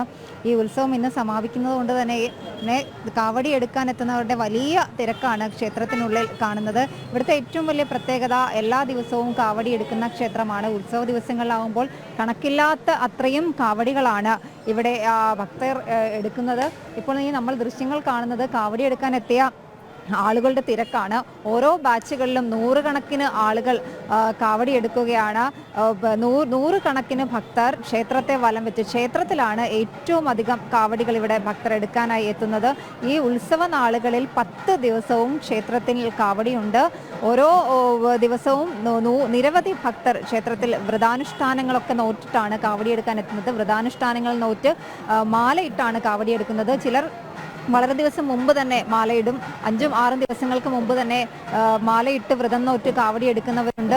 ഒപ്പം മാസങ്ങളോളം വ്രതമനുഷ്ഠിച്ച് കാവടി എടുക്കുന്നവരുണ്ട്. നമ്മൾ ഈ ദൃശ്യങ്ങളിൽ കാണുന്നത് കാവടി എടുക്കാൻ എത്തുന്ന ആളുകളുടെ നീണ്ട നിരയാണ്. ഓരോ കാവടികളും ക്ഷേത്രം പ്രദക്ഷിണം വെച്ച് വരുന്നുണ്ട്. ആബാലവൃത്തം ജനങ്ങൾ, കൊച്ചുകുട്ടികൾ മുതൽ വൃദ്ധരായ ആളുകൾ വരെയുണ്ട്. ഭക്തിസാന്ദ്രമായ ഒരു അന്തരീക്ഷമാണ് ഈ ക്ഷേത്രത്തിലും പരിസരത്തിലും ഒക്കെ നമുക്ക് കാണാൻ കഴിയുന്നത്. വ്രതമെടുത്ത് മാലയിട്ട് നോമ്പ് നോറ്റ് കാവടി എടുക്കുന്ന ആളുകൾ ക്ഷേത്രത്തെ വലം വെച്ചുകൊണ്ടിരിക്കുകയാണ്. ഈ ഓരോ കാവടിയും കടന്നു പോകുമ്പോൾ അത്രത്തോളം ഭക്തി നിർഭരമാകും ഈ ക്ഷേത്രവും പരിസരവും. കാവടിയെടുക്കാൻ എത്തുന്ന ആളുകൾ രാവിലെ 6 മണി മുതൽ തന്നെ ക്ഷേത്രത്തിലുണ്ട്. രാവിലെ 6 മണി മുതൽ തന്നെ ക്ഷേത്രത്തിൽ കാവടിയെടുപ്പ് ആരംഭിച്ചിട്ടുണ്ട്. ഈ തെക്കൻ പഴനി സുബ്രഹ്മണ്യ സ്വാമി ക്ഷേത്രത്തിലെ പ്രത്യേകത ക്ഷേത്രത്തിനുള്ളിലെ കാവടിയാണ്. ക്ഷേത്രത്തിനുള്ളിലേക്ക് കാവടികൾ 6 മണി മുതൽ തന്നെ പ്രവേശിച്ചു തുടങ്ങി. ഇനി ഇവിടുത്തെ ഈ തൈപ്പൂയ മഹോത്സവത്തിന്റെ ഭാഗമായുള്ള കാവടി ഘോഷയാത്ര ആരംഭിക്കുന്നത് ആലപ്പുഴ നഗരത്തിൽ തന്നെയുള്ള കിടങ്ങാമ്പറമ്പ് ദേവീക്ഷേത്രത്തിൽ നിന്നാണ്. ഈ ക്ഷേത്രത്തിലെ കാവടി 12 മണിയോടുകൂടി ഇന്ന് 12 മണിയോടുകൂടി ക്ഷേത്രത്തിനുള്ളിൽ കാവടി എടുക്കുന്നത് അവസാനിക്കും. അതിനുശേഷം ഈ കാവടികളെല്ലാം തന്നെ കിടങ്ങാമ്പറമ്പ് ക്ഷേത്രത്തിലേക്ക് പോകും. കിടങ്ങാമ്പറമ്പ് ക്ഷേത്രത്തിൽ നിന്നും 10,000-കണക്കിന് കാവടികളാണ് കാവടി ഘോഷയാത്രയായി തെക്കൻ പഴനി സുബ്രഹ്മണ്യ സ്വാമി ക്ഷേത്രത്തിലേക്ക് എത്തുക. 6 മണിയോടുകൂടി ആയിരിക്കും കിടങ്ങാമ്പറമ്പ് ക്ഷേത്രത്തിൽ നിന്നും കാവടി ഘോഷയാത്ര ഇങ്ങോട്ടേക്ക് പുറപ്പെടുന്നത്. ഏകദേശം 2 കിലോമീറ്ററോളം ദൂരമുണ്ട്. ആലപ്പുഴ കിടങ്ങാമ്പറമ്പ് ക്ഷേത്രത്തിൽ നിന്നും തെക്കൻ പഴനി ക്ഷേത്രത്തിലേക്ക് എത്താനായി ഏകദേശം 2 കിലോമീറ്ററോളം ദൂരമുണ്ട്. അത്രയും ദൂരം കാവടികൾ സഞ്ചരിച്ചാണ് തെക്കൻ പഴനി ക്ഷേത്രത്തിലേക്ക് എത്തുന്നത്.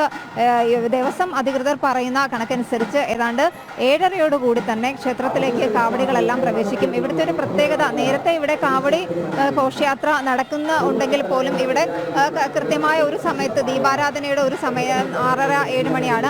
ആ സമയത്ത് തന്നെയായിരുന്നു ദീപാരാധന നടക്കുന്നത്. പക്ഷേ ഇത്തവണത്തെ ഒരു പ്രത്യേകത എന്ന് പറയുന്നത്, ഇത്തവണയല്ല കഴിഞ്ഞ കുറച്ച് ദിവസങ്ങളിലായി ഇവിടുത്തെ ഒരു പ്രത്യേകത എന്ന് പറയുന്നത്, ഇവിടുത്തെ കാവടി പുറപ്പെടുന്നതിനൊപ്പം തന്നെ ഇവിടുത്തെ ബാലമുരുകനാണ് ഇവിടുത്തെ പ്രതിഷ്ഠ. ബാലമുരുകനും കൂടെ ഈ കാവടിക്കൊപ്പം പോകുന്നു എന്നാണ് ഇവിടുത്തെ വിശ്വാസം. അതുകൊണ്ട് തന്നെ കാവടികളെല്ലാം ക്ഷേത്രത്തിലേക്ക് പ്രവേശിക്കുന്ന ഒരു സമയം ഏതാണ്ട് 7 മണി. എത്ര വൈകിയാലും കാവടികൾ എത്ര വൈകി ക്ഷേത്രത്തിൽ വന്നാലും ആ കാവടികളെല്ലാം വന്ന ശേഷം മാത്രമായിരിക്കും ഇവിടുത്തെ ദീപാരാധന നടക്കുക. ഇന്ന് തൈപ്പൂയ ദീപാരാധനയാണ് നടക്കുന്നത്. നമുക്ക് ഈ ദൃശ്യങ്ങളൊക്കെ കാണാൻ വലിയ ഒരു തിരക്കാണ്. സേവാഭാരതിയുടെ നേതൃത്വത്തിൽ ഇവിടെ ഭക്ഷണ വിതരണം അടക്കം നടക്കുന്നുണ്ട്. ഇന്ന് രാവിലെ മുതൽ തന്നെ സേവാഭാരതിയുടെ നേതൃത്വത്തിൽ ഇവിടെ എത്തുന്ന ഭക്തർക്കായി ഭക്ഷണവും വെള്ളവും ഒക്കെ വിതരണം ചെയ്യുന്നുണ്ട്. ഏകദേശം എത്ര പേർക്കാണ് ഇന്ന് നിങ്ങൾ കൊടുക്കുന്നത്? നമ്മൾ 500-600 പേർക്കുള്ള ഫുഡ് കൊടുക്കുന്നുണ്ട്. നമ്മൾ 10 ദിവസമായിട്ട് തുടങ്ങിയ പരിപാടിയാണ്. നമ്മൾ വൈകുന്നേരങ്ങളിൽ ചായ, ലഘുഭക്ഷണമൊക്കെ എല്ലാ ദിവസവും വൈകുന്നേരം കൊടുക്കുന്നുണ്ട്. ഉത്സവത്തിലെ എല്ലാ ദിവസങ്ങളിലും ഉണ്ടായിരുന്നു? എല്ലാ ദിവസവും കൊടുക്കുന്നു. എത്രത്തോളം പേരെ പ്രതീക്ഷിക്കുന്നു നിങ്ങൾ? ഏകദേശം 1000-600 പേർക്കുള്ള ഭക്ഷണം ഇപ്പോൾ കരുതിയിട്ടുണ്ട്. അതിൽ കൂടുതൽ വന്നാലും കൊടുക്കാനുള്ള ഇതുണ്ട് ഇവിടെ. എന്തൊക്കെയാണ് ഭക്ഷണം ഇന്നിപ്പോ കൊടുക്കുന്നത്? ഇപ്പോൾ കേട്ടില്ല. ഏതൊക്കെ ഭക്ഷണങ്ങളാണ് ഇന്നിപ്പോ കൊടുക്കുന്നത്? ഇന്നിപ്പോൾ ഇഡ്ഡലി സാമ്പാറും ഉണ്ട്. വൈകുന്നേരം കടല പുഴുങ്ങിയതും ചായയും ബിസ്ക്കറ്റ്, പഴം, ചുക്ക് കാപ്പി അങ്ങനെ വൈകുന്നേരം ലഘുഭക്ഷണമായിട്ട് കൊടുക്കും. പിന്നെ വൈകുന്നേരം നാരങ്ങ വെള്ളം കലക്കിയതുണ്ടാവും. അങ്ങനെ അത്യാവശ്യം എല്ലാ. എത്ര മണിക്കായിരിക്കും കാവടി ക്ഷേത്രത്തിലേക്ക്? എത്ര മണിയോടടുക്കും കാവടി ക്ഷേത്രം? കാവടി ഏകദേശം ഒരു 4 മണിയൊക്കെ തൊട്ട് ഒന്നൊറ്റയ്ക്കായിട്ട് വന്നു തുടങ്ങും. രാത്രി ഒരു 10 മണിയോടുകൂടിയൊക്കെ തീരും. അങ്ങനെ 10 മണിയാവും കാവടി ക്ഷേത്രത്തിലേക്ക് എത്തിയതിനു ശേഷമല്ലേ ഇവിടുത്തെ ദീപാരാധന? അതിനെപ്പറ്റി കൃത്യമായിട്ട് അതെ. സേവാഭാരതിയുടെ നേതൃത്വത്തിൽ എല്ലാ വർഷവും ഇങ്ങനെ ഇവിടെ എത്തുന്ന ഭക്തർക്ക് ഭക്ഷണം കൊടുക്കാറുണ്ട്. കഴിഞ്ഞ 10 വർഷക്കാലമായിട്ട് നമ്മൾ ഭക്ഷണം കൊടുക്കുന്നുണ്ട് ഇവിടെ സേവാഭാരതി നേതൃത്വത്തിൽ. വൈകിട്ട് കാപ്പിയും രാവിലെ ലഘുഭക്ഷണം കൊടുക്കുന്നുണ്ട്. സേവാഭാരതിയുടെ നേതൃത്വത്തിൽ കഴിഞ്ഞ 10 വർഷമായി ഇവിടെ എത്തുന്ന ഭക്തർക്കായി ഭക്ഷണ വിതരണം നടത്തുന്നുണ്ട് എന്നാണ് അവർ പറയുന്നത്. എന്തായാലും വളരെ വിപുലമായ ഒരു ഒരുക്കങ്ങളൊക്കെ സേവാഭാരതി ഇവിടെ ഈ ഉത്സവത്തിന് വേണ്ടി നടത്തിയിട്ടുണ്ട്. വരുന്ന ഭക്തർക്ക് എല്ലാവർക്കും തന്നെ ഭക്ഷണം തയ്യാറാക്കിയിട്ടുണ്ട്. ഇപ്പോൾ ഈ രാവിലത്തെ ഭക്ഷണത്തിന്റെ സമയത്ത് 100 കണക്കിന് ആളുകളാണ് ഇവിടെ ഭക്ഷണം കഴിക്കാൻ എത്തുന്നത്. അങ്ങനെ വളരെ വിപുലമായ ചടങ്ങുകളാണ് ഈ തെക്കൻ പഴനി ക്ഷേത്രത്തിൽ തൈപ്പൂയ മഹോത്സവവുമായി ബന്ധപ്പെട്ട് നടക്കുന്നത്. ക്ഷേത്രത്തിലെ കാവടികളെല്ലാം തന്നെ 12 മണിയോടുകൂടി അവസാനിക്കും. അതിനുശേഷം കിടങ്ങാമ്പറമ്പ് ക്ഷേത്രത്തിലേക്ക് കാവടികൾ നീങ്ങും.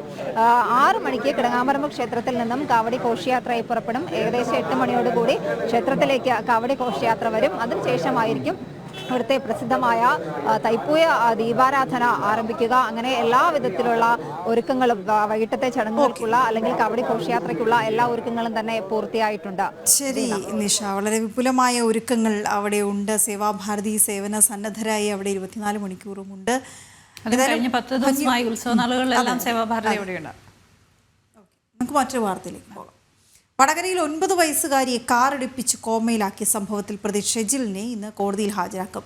ജാമ്യം കിട്ടാവുന്ന വകുപ്പുകളാണ് ഷെജിലിനെതിരെ ചുമത്തിയിരിക്കുന്നത്. അശ്രദ്ധ മൂലമുണ്ടാകുന്ന മരണത്തിനാണ് പോലീസ് കേസെടുത്തിരിക്കുന്നത്. അനഘ ചേർന്ന വിവരങ്ങളുമായി. അനഘ, പോലീസ് ചുമത്തിയിരിക്കുന്ന വകുപ്പുകൾ എന്തൊക്കെയാണ്? വിവരങ്ങൾ എന്താണ്?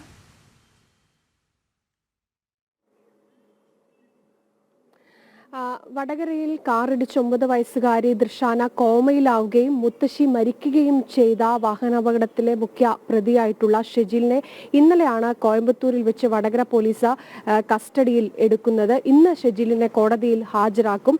കൃത്യമായി തന്നെ ജാമ്യം കിട്ടാവുന്ന വകുപ്പുകളാണ് ഷെജിലിനെതിരെ ചുമത്തിയിരിക്കുന്നത്. മനഃപൂർവ്വമല്ലാത്ത നരഹത്യക്കും അതുപോലെ തന്നെ ഇൻഷുറൻസ് കമ്പനിയെ കബളിപ്പിച്ചുകൊണ്ട് തുക തട്ടിയെടുത്തു. ഈ 2 വകുപ്പുകളും ചുമത്തിയാണ് ഷെജിലിനെതിരെ കേസ് എടുത്തിരിക്കുന്നത്. അതുകൊണ്ട് തന്നെ ഈ വകുപ്പിൽ ഇന്ന് ഷെജിലിനെ കോടതിയിൽ ഹാജരാക്കിയാൽ പോലും ഷെജിലിന് ജാമ്യം കിട്ടാവുന്ന വകുപ്പുകളാണ് ചുമത്തിയിരിക്കുന്നത്. മാത്രമല്ല ഈ കേസുമായി ബന്ധപ്പെട്ട മാസങ്ങൾ നീണ്ടൊരു അന്വേഷണത്തിനൊടുവിലാണ് ഷെജിലിന് ഇപ്പോൾ പോലീസിന്റെ വലയിൽ ആകുന്നത് എന്ന് തന്നെ പറയേണ്ടി വരും. കാരണം ഈ അപകടം നടന്നതിന് ശേഷം കൃത്യമായി തന്നെ കാർ നിർത്താതെ ഈ ദൃശാനയും മുത്തശ്ശിയും ദൃശാന കോമയിലാവുകയും മുത്തശ്ശി മരിക്കുകയും ചെയ്യുന്ന ഒരു അപകടമാണ് ഉണ്ടായിരുന്നത്. ഈ സമയത്ത് കാർ നിർത്തുക പോലും ചെയ്യാതെ അവിടെ നിന്ന് കടന്നു കളയുകയാണ് ഷെജിൽ ചെയ്തത്. മാത്രമല്ല ഈ കാറ് പിന്നീട് ഈ ഇൻഷുറൻസ് കമ്പനിയെ കബളിപ്പിച്ചുകൊണ്ട് കൃത്യമായി തന്നെ ഇൻഷുറൻസ് തുക തട്ടിയെടുത്ത് UAE-യിലേക്ക് കടന്നു കളയുകയാണ് ചെയ്തത്. മാസങ്ങൾ നീണ്ട അന്വേഷണത്തിനൊടുവിലാണ് ഏറ്റവും ഒടുവിൽ ഈ കാറ് കണ്ടെത്തുന്നത്. അതിനെ തുടർന്നാണ് പിന്നീട് ഷെജിലിലേക്ക് എത്തുന്നത്. UAE-യിലായിരുന്നു ഷെജിൽ. ഈ സമയത്തൊക്കെ തന്നെ ഷെജിലിനായി ലുക്കൌട്ട് നോട്ടീസ് കൃത്യമായി തന്നെ പുറപ്പെടുവിച്ചിരുന്നു. അപ്പോഴൊന്നും തന്നെ നാട്ടിലേക്ക് എത്താൻ ഷെജിൽ തയ്യാറായിരുന്നില്ല. എന്നാൽ ഇന്നലെ ഇത്തരത്തിൽ ഈ പോലീസിനെ കബളിപ്പിച്ചുകൊണ്ട് കോയമ്പത്തൂർ വിമാനത്താവളത്തിൽ ഇറങ്ങുകയായിരുന്നു ഈ ഷെജിൽ. എന്നാൽ വടകരയിലെ പോലീസ് അവിടെ എത്തി ഷെജിലിനെ അറസ്റ്റ് ചെയ്യുന്ന ഒരു നടപടിയിലേക്ക് കടക്കുകയായിരുന്നു ചെയ്തിരിക്കുന്നത്. എന്തായാലും ഷെജിലിന് ജാമ്യം കിട്ടാവുന്ന വകുപ്പുകൾ ചുമത്തിയാണ് ഇപ്പോൾ കേസ് എടുത്തിരിക്കുന്നത്.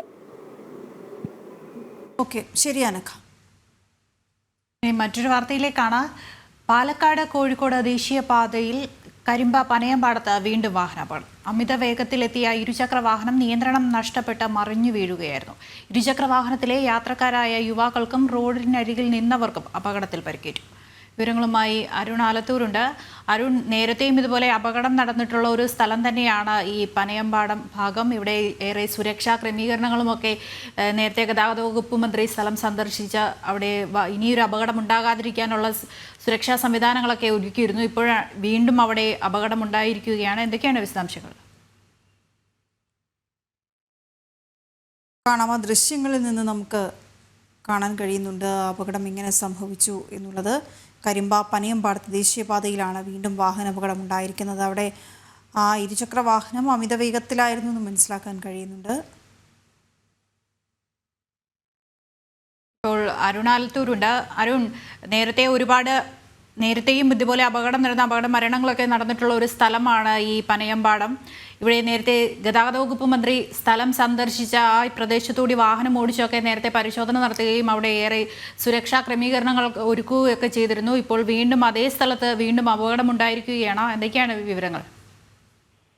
തീർച്ചയായിട്ടും ഈ ഗതാഗത വകുപ്പ് അതുപോലെ തന്നെ ദേശീയപാത അതോറിറ്റിയും ഒക്കെ അപകടങ്ങൾ കുറയ്ക്കുന്നതിന് വേണ്ടി വിവിധ നടപടികൾ സ്വീകരിച്ചു വരുന്നതിനിടെയാണ് പനയമ്പാടത്ത് വീണ്ടും ഒരു അപകടം കൂടി ഉണ്ടായിരിക്കുന്നത്. പാലക്കാട് കോഴിക്കോട് ദേശീയപാതയിൽ കരിമ്പയിലാണ് ഈ അപകടം വീണ്ടും ഉണ്ടായിരിക്കുന്നത്. പാലക്കാട് നിന്നും മണ്ണാർക്കാട് ഭാഗത്തേക്ക് പോവുകയായിരുന്ന ഇരുചക്ര വാഹനമാണ് അപകടത്തിൽപ്പെട്ടത്. അമിത വേഗതയിലെത്തിയ ഇരുചക്ര വാഹനം നിയന്ത്രണം നഷ്ടപ്പെട്ട് മറിയുകയായിരുന്നു. റോഡിലേക്ക് ഏതാനും ആളുകൾ ബസ് കാത്ത് നിൽക്കുന്നുണ്ടായിരുന്നു. ഈ സമയത്ത് ഈ ബൈക്കും യുവാവും ചേർന്ന് അവരിലേക്ക് ഇടിക്കുകയും അവർക്കും പരിക്ക് പറ്റുകയും ചെയ്തിട്ടുണ്ട്. ഇന്നലെ വൈകിട്ടാണ് ഇത്തരമൊരു സംഭവം ഉണ്ടായിരിക്കുന്നത്. ഈ മേഖലയിൽ ഇത്തരത്തിൽ വാഹനങ്ങൾ തുടർച്ചയായിട്ട് നിയന്ത്രണം വിട്ട് മറിയുന്നു. പ്രത്യേകിച്ച് ഈ മഴ പെയ്യുമ്പോഴാണ് പ്രദേശത്ത് കൂടുതലും അപകടങ്ങൾ ഉണ്ടാകുന്നത് എന്നുള്ളത് ഉൾപ്പെടെ വലിയ പഠനങ്ങൾ നടത്തിയപ്പോഴൊക്കെ കണ്ടെത്തിയിരുന്നു. പ്രദേശത്തെ ഒരു വളവും വലിയ അപകടങ്ങൾക്ക് വഴിവെക്കുന്നതായിട്ട് കണ്ടെത്തിയിരുന്നു. ഏതായാലും ഗതാഗത വകുപ്പ് ഈ പ്രദേശത്തെ റോഡിന്റെ സർഫസ് അത് ഇത്തരത്തിൽ പരുക്കനാക്കി മാറ്റുന്ന നടപടികൾ, റോഡിന്റെ മധ്യഭാഗത്ത് ഡിവൈഡറുകൾ സ്ഥാപിക്കുന്ന നടപടികൾ, മുന്നറിയിപ്പ് ബോർഡുകൾ സ്ഥാപിക്കൽ, അങ്ങനെ വിവിധ നടപടികൾ ഈ അപകടങ്ങൾ കുറയ്ക്കുന്നതിന് വേണ്ടി സ്വീകരിച്ചിട്ടുണ്ട്. പക്ഷെ എന്നിട്ടും വീണ്ടും ഈ മേഖലയിൽ ഒരു അപകടം കൂടി ഉണ്ടായിരിക്കുന്നു എന്നുള്ളതാണ്. ഏതായാലും അത് ജനങ്ങളിൽ വലിയ ആശങ്ക, ഈ അപകടങ്ങൾ ഒരു ഇടവേളയ്ക്ക് ശേഷം വീണ്ടും പനയമ്പാടത്ത് അപകടം ഉണ്ടാക്കിയത് ജനങ്ങളിൽ വലിയ ആശങ്ക സൃഷ്ടിക്കുന്നുമുണ്ട്. ശരിയായിരുന്നു. സ്വകാര്യ യൂണിവേഴ്സിറ്റി ബില്ല് നിയമസഭയിലേക്ക് ഇന്നലെ പ്രത്യേക മന്ത്രിസഭാ യോഗം ചേർന്നാണ് കരട് ബില്ലിന് അംഗീകാരം നൽകിയത്. ധാരണയിലൂടെ CPIയുടെ എതിർപ്പ് മറികടന്നെങ്കിലും ഇടത് അനുകൂല സംഘടനകൾ എതിർപ്പുമായി രംഗത്തുണ്ട്. സർവകലാശാല ഫീസിലും പ്രവേശനത്തിലും സർക്കാരിന് നിയന്ത്രണം ഉണ്ടാകില്ല. പ്രജിത് മോഹനൻ ചേരുന്നുണ്ട് വിവരങ്ങളുമായി. പ്രജിത്ത്, എന്താണ് ഈ ബില്ലിന്റെ കൂടുതൽ വിവരങ്ങൾ? ദിവസമാണ് നേരത്തെ CPIയുടെ എതിർപ്പ് പോലും മാറ്റിവെച്ചിട്ടുള്ള കരട് ബില്ലിന് മന്ത്രിസഭാ യോഗം പ്രത്യേക അംഗീകാരം നൽകിയത്. ഇതിനുവേണ്ടി പ്രത്യേക മന്ത്രിസഭാ യോഗം തന്നെ ചേർന്നിട്ടാണ് ഇത്തരമൊരു ബില്ലിന് അംഗീകാരം നൽകുന്ന രീതിയിലേക്ക് സർക്കാർ പോയത്. നേരത്തെ CPIയുടെ ചില എതിർപ്പുകൾ നിലനിന്നിരുന്നു, പ്രത്യേകിച്ച് ഇതിന്റെ ഭരണക്രമത്തിലും മറ്റും. ആ എതിർപ്പുകൾക്കൊക്കെ കുറച്ചെങ്കിലും ഒരു അംഗീകാരം കൊടുത്തുകൊണ്ട് ചില മാറ്റങ്ങളും വരുത്തിക്കൊണ്ട് തന്നെയാണ് ഈ ബില്ല് കൊണ്ടുവന്നിട്ടുള്ളത്. പ്രത്യേകിച്ച് ഉന്നത വിദ്യാഭ്യാസ മന്ത്രിക്ക് സ്വകാര്യ സർവകലാശാലകളിൽ വിസിറ്റർ പദവി നൽകാനുള്ള തീരുമാനമടക്കം ഒക്കെ പിൻവലിക്കുന്ന ഒരു സാഹചര്യത്തിലേക്ക് സർക്കാർ പോകേണ്ടി വന്നു. ഏതായാലും ആ രീതിയിൽ തന്നെയുള്ള ഒരു ബില്ലാണ് ഇപ്പോൾ കൊണ്ടുവന്നിരിക്കുന്നത്. ഈ ബില്ലിന്റെ മറ്റ് പ്രധാന വ്യവസ്ഥകൾ എന്ന് പറയുന്നത്, ഒന്ന്, ഈ സർവകലാശാലകളുടെ, പ്രത്യേകിച്ച് മൾട്ടി ഡിസിപ്ലിനറി കോഴ്സുകൾ നടത്തുന്ന സർവകലാശാലകളുടെ നിയന്ത്രണത്തിൽ സർക്കാരിന് കാര്യമായ പങ്ക് ഉണ്ടാകില്ല എന്നുള്ളതാണ് ഇതിന്റെ ഒരു കരട് ചട്ടത്തിലെ ഏറ്റവും പ്രധാനപ്പെട്ട കാര്യമായി വിലയിരുത്തുന്നത്. പ്രത്യേകിച്ച് ഈ സർവകലാശാലകളുടെ ഒരു സാമ്പത്തികവും അഡ്മിനിസ്ട്രേഷൻ പരമായ വിഷയങ്ങളിൽ മാത്രം സർക്കാരിന് ഒരു ചെറിയ സേ ഉണ്ടാകും. അതിനപ്പുറത്തേക്ക് കാര്യമായ ഇടപെടലിന് സാധിക്കില്ല എന്നുള്ളതും ഇതിന്റെ കരട് ചട്ടത്തിലെ ഒരു പ്രത്യേകതയാണ്. അതുപോലൊപ്പം തന്നെ വിവിധ വിഷയങ്ങൾ, ഒന്ന്, വിദ്യാഭ്യാസ മേഖലയിൽ അനുഭവ പരിചയവും വിശ്വാസ്യതയുമുള്ളൊരു സ്പോൺസേഡ് ഏജൻസി ആയിരിക്കണം സർവകലാശാലയ്ക്ക് വേണ്ടി അപേക്ഷ നൽകുന്നത്. അതോടൊപ്പം തന്നെ സർവകലാശാലയ്ക്ക് വേണ്ടി റെഗുലേറ്ററി മാനദണ്ഡങ്ങൾ അനുശാസിക്കുന്ന പ്രകാരമുള്ള നടപടിക്രമങ്ങൾ പാലിക്കണം. അതോടൊപ്പം തന്നെ ഈ സർവകലാശാലയ്ക്ക് വേണ്ടി ആവശ്യമായിട്ടുള്ള ഭൂമി